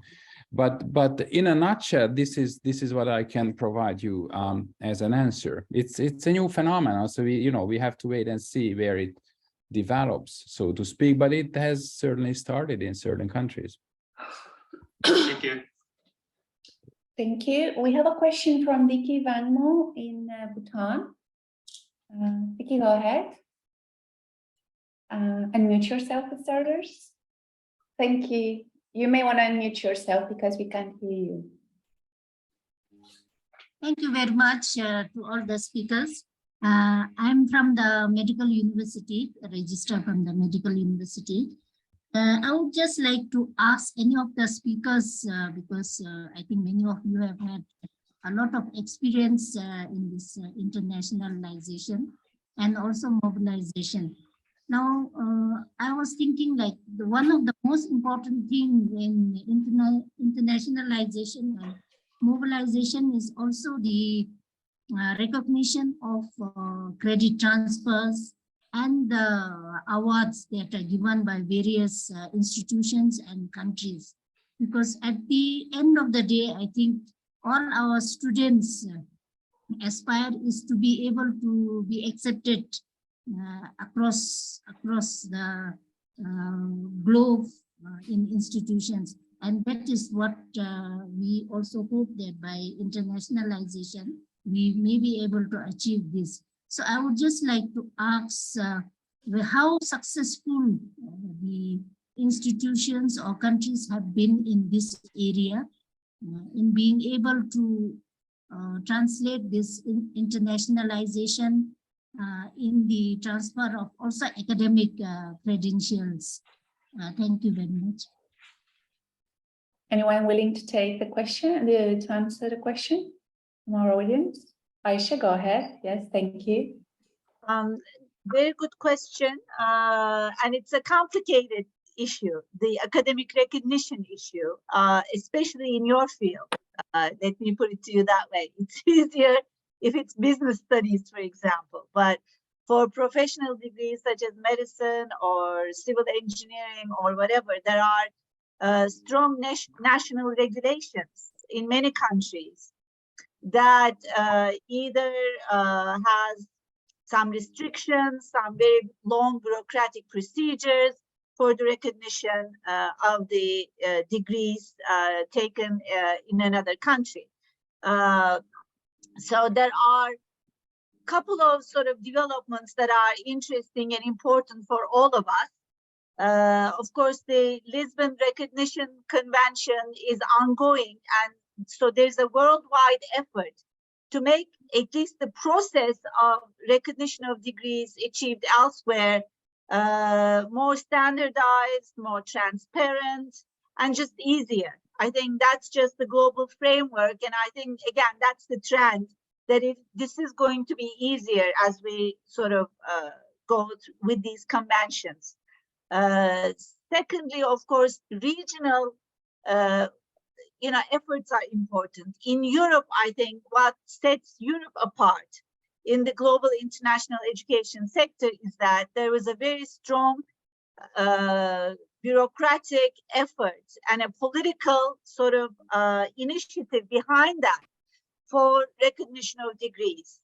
And a lot of work and thought went into it for years. So that, for example, within Europe, when a program country signs in and takes part in an Erasmus project where there's student mobility, at least those study abroad Erasmus mobilities are fully recognized in the home university, right? So regional efforts of harmonization, standardization are very important, and probably some effort is also being put into this in Asia. So I think, again, if we think about that regionalization trend, I think it will be important for at least sub-regions in Asia to have some conventions at the ministry level and put in place regulations, procedures, again, some sort of accountability, transparency in this process to make it easier, right? So that's the global level, regional level, and that we can also take a look at the university level. I'm sorry, national level. So at the national level, again, universities may lobby their own ministries of education to make the process of recognition of degrees completed elsewhere to be, again, shorter, more transparent. So we can lobby our governments for that. And at the institutional level, now that's the final level where you and I have actually decision-making power, right? At academic managers or internationalization office directors. Again, the memorandum of understanding or cooperation protocols that we sign with universities that we know abroad and choose to partner with, again, looking at their sort of context and what they do with their sort of degrees and quality assurance mechanisms, etc. So doing our due diligence when choosing our partners and then having an agreement in place so that we can recognize their degrees and they can recognize our degrees to a certain extent, of course, within the sort of the larger framework of the national sort of regulation. So there's a lot of levels, there's a lot of work to be done, but I think as long as globalization continues and the academic exchanges and partnerships and internationalization and student mobility worldwide continues, the trend will be to make the recognition of degrees completed elsewhere easier.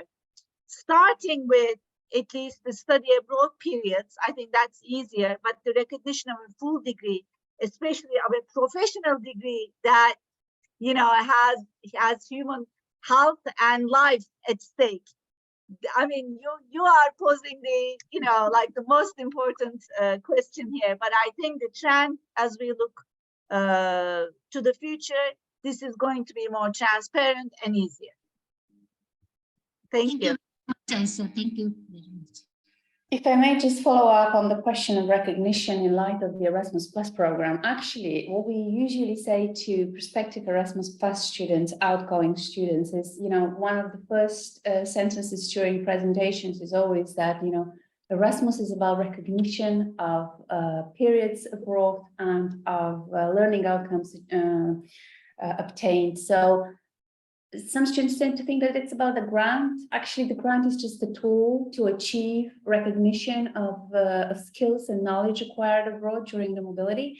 And the whole program started 35 years ago with the aim to establish mechanisms for recognition of skills and knowledge, because this was in 1987 when the single market, European market, was established. And if you want to have freedom of and mobility and free movement of workers, you have to make sure around the European community by then, you have to make sure that those workers have skills and knowledge which are readable, comparable, understandable to their employers abroad. So indeed, recognition is at the heart of the Erasmus Plus program and at the mobility mechanism.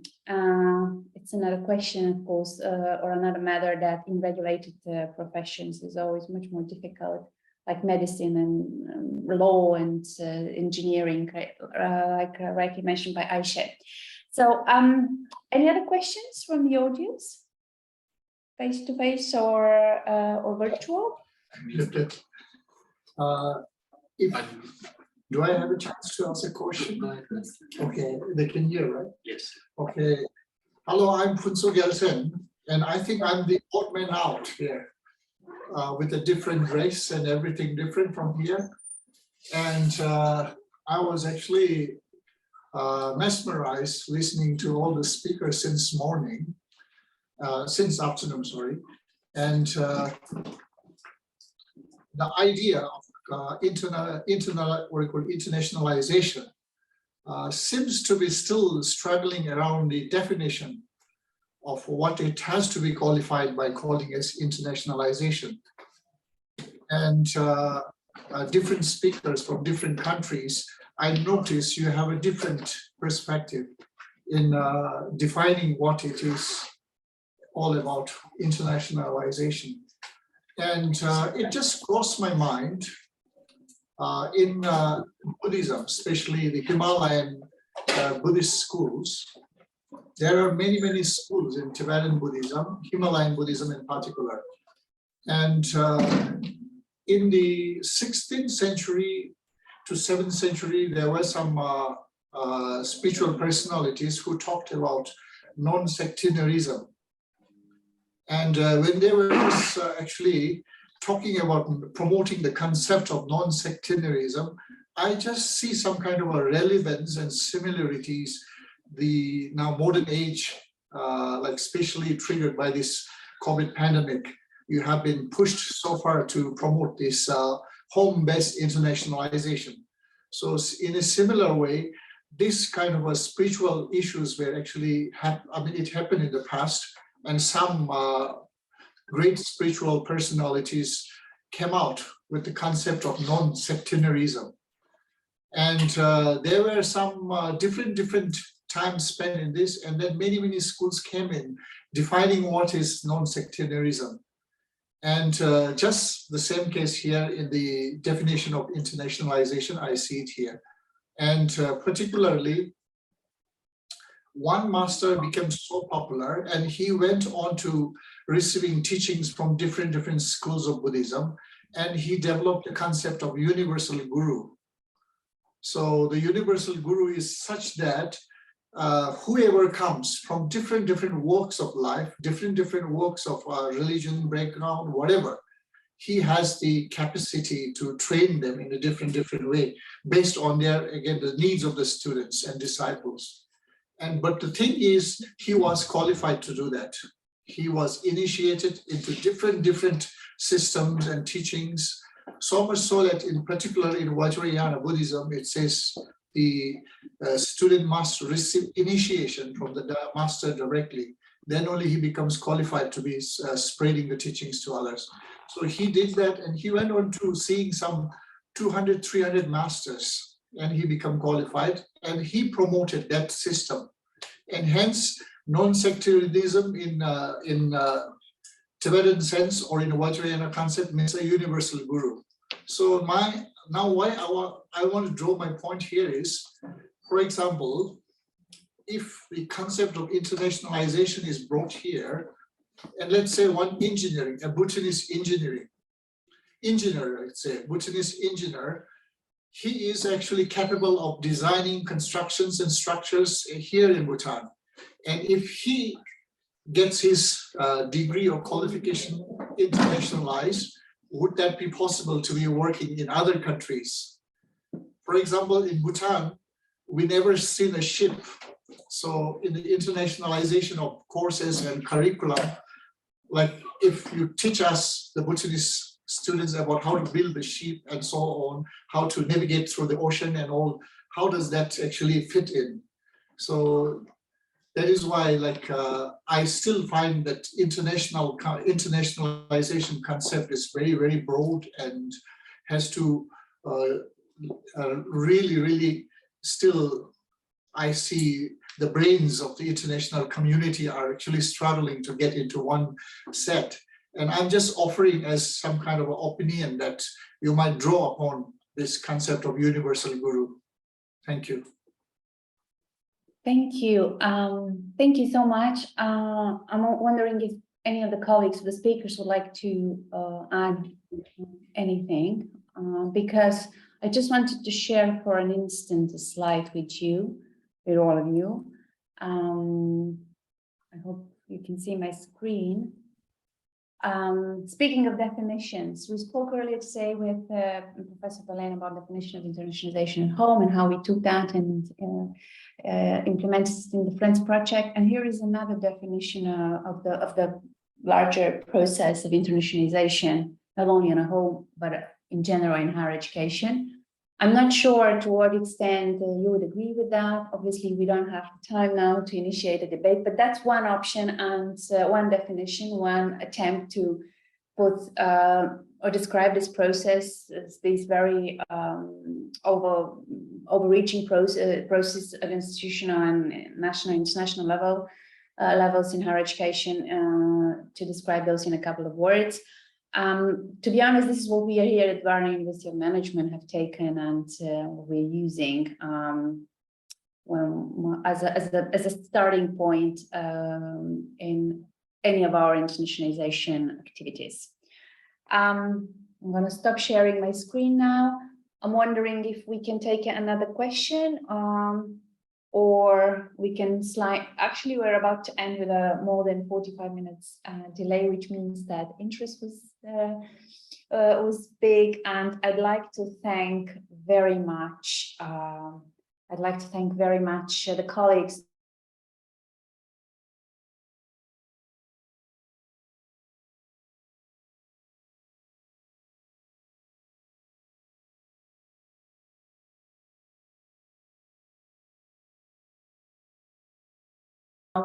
Purely an online event or a purely face-to-face meeting. So thank you all for staying with us, for listening to the presentation, for being interested in the project. I hope the presentations were of interest to you in this session, and in the morning in the plenary session. Recordings, footages of all 3 sessions from today are available already on Erasmus Plus Friends Facebook account. Please like us. We'd like to see the number of likes increasing, and follow us. We are not 14th of November is the end of the project of the project's funding period, but not the end of the project. I mean, we are determined to continue the activities to sustain those, in particular the activities linked to the intercultural passport virtual module, as well as the Friends Tea House extracurricular activities. Just one more minute from your time, if I may, take for tomorrow, agenda for tomorrow. We are using tomorrow, again, Zoom. You're going to meet in the morning, in Europe's morning, in the afternoon, all of in Asia, all of us will be attending online tomorrow. And after a general introduction session with contributions from partners in the Philippines and also from Cambodia, we're going to split in 5 breakout sessions with where we're going to hopefully have the chance to meet to establish new partnerships between partner universities in Bhutan and friends partner universities in Europe and in the ASEAN region. This is a huge opportunity for universities in Bhutan who don't have partners in any of our countries to kickstart those and to initiate the initial conversation about potential collaboration and cooperation avenues. So see you tomorrow again in Zoom. The link is available on the agenda. And finally, a huge thank you to the organizers of the face-to-face event at RTC. I'd like to recognize the work and contribution of Lekki, Tanzin, and everybody else at Royal Timpu College who has made this, this hybrid conference today possible. And because it was hybrid, we cannot pass the opportunity to thank the APU team. They have the word technology in their name, and they sort of attested to that. Thank you guys for the brilliant, brilliant smooth navigation, facilitation, technical facilitation of this conference today. It was a pleasure. Thank you all, and hope we, with the new partners and the new audience, we're going to become friends just as we are with our partners in the Friends Project. Thank you, and see you tomorrow. Bye. Bye-bye. Thank you. Bye. Take care. Bye. Goodbye to Bhutan. Bye, guys. Have a lovely evening. Bye.